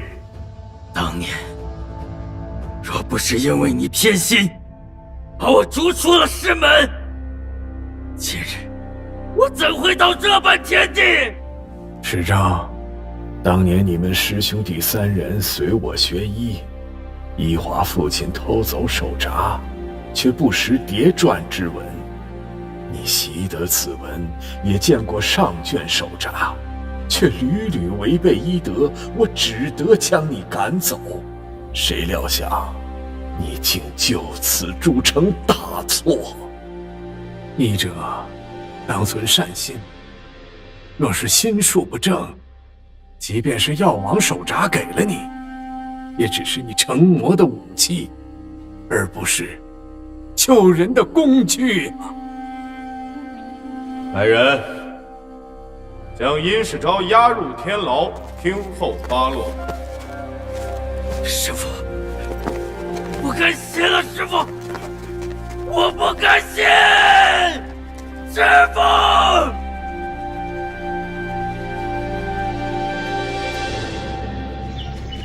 叶相上前听风。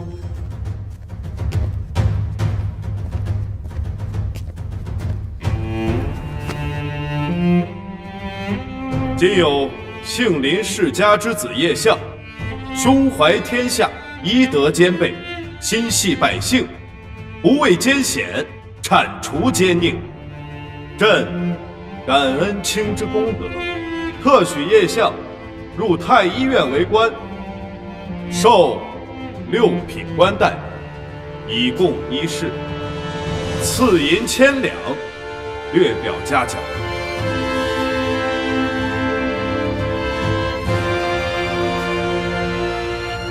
愿卿今后勤勉德厚，不负皇恩。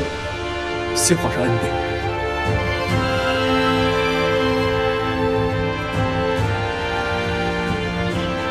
云归已向皇上禀明真相，将我们救出。殷世昭已将伏法，叶家的冤屈也已经澄清。莹莹，只要你现在醒来，我们就可以回家了。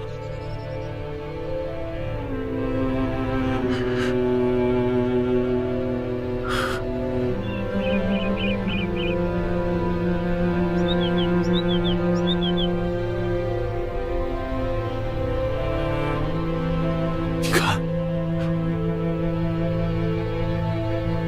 你最爱的糖葫芦。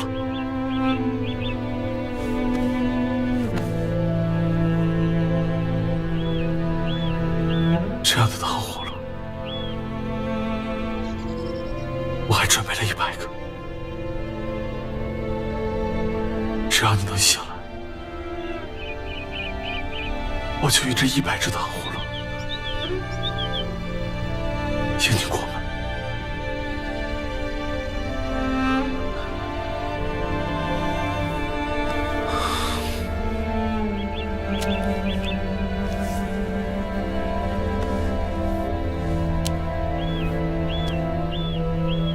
你知道吗？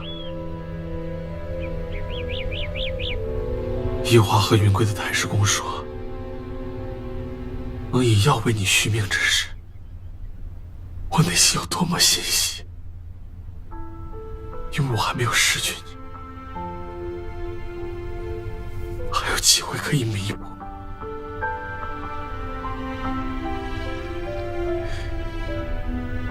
可太师公说，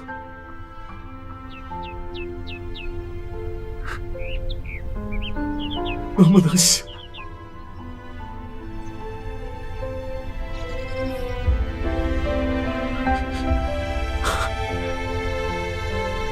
得看你的造化。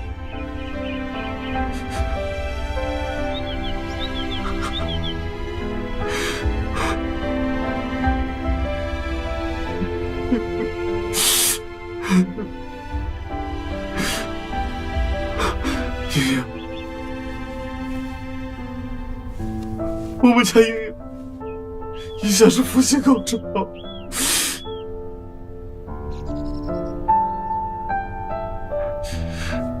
所以你一定能醒来。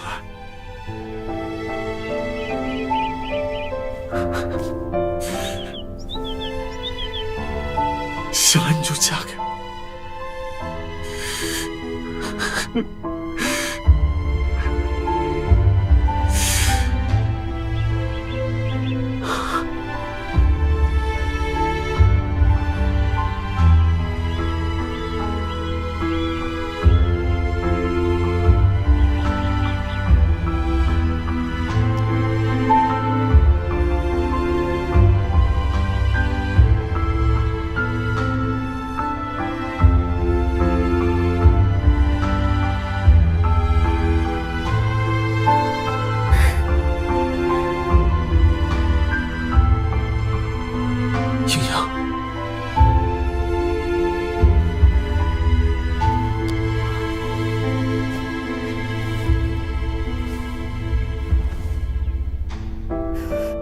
天哥哥，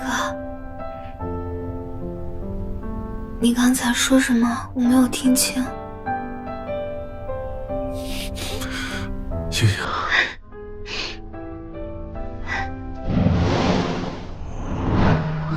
这一线流放，流放你身旁，你和仓皇的干脆还是遗忘。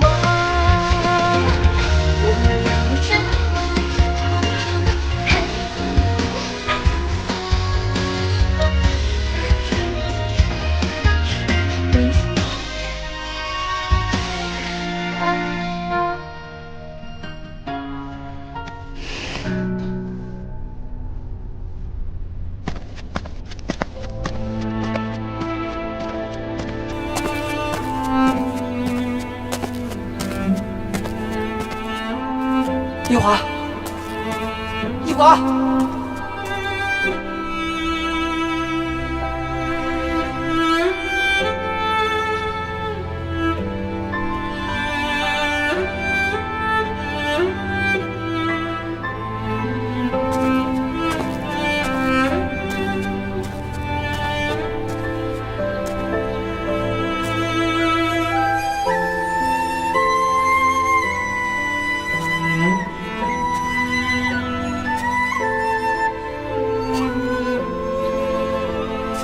云归对我来说确有不同，但我们终归不是一路上的人，我们总会分道扬镳的。也许我们连朋友都算不上，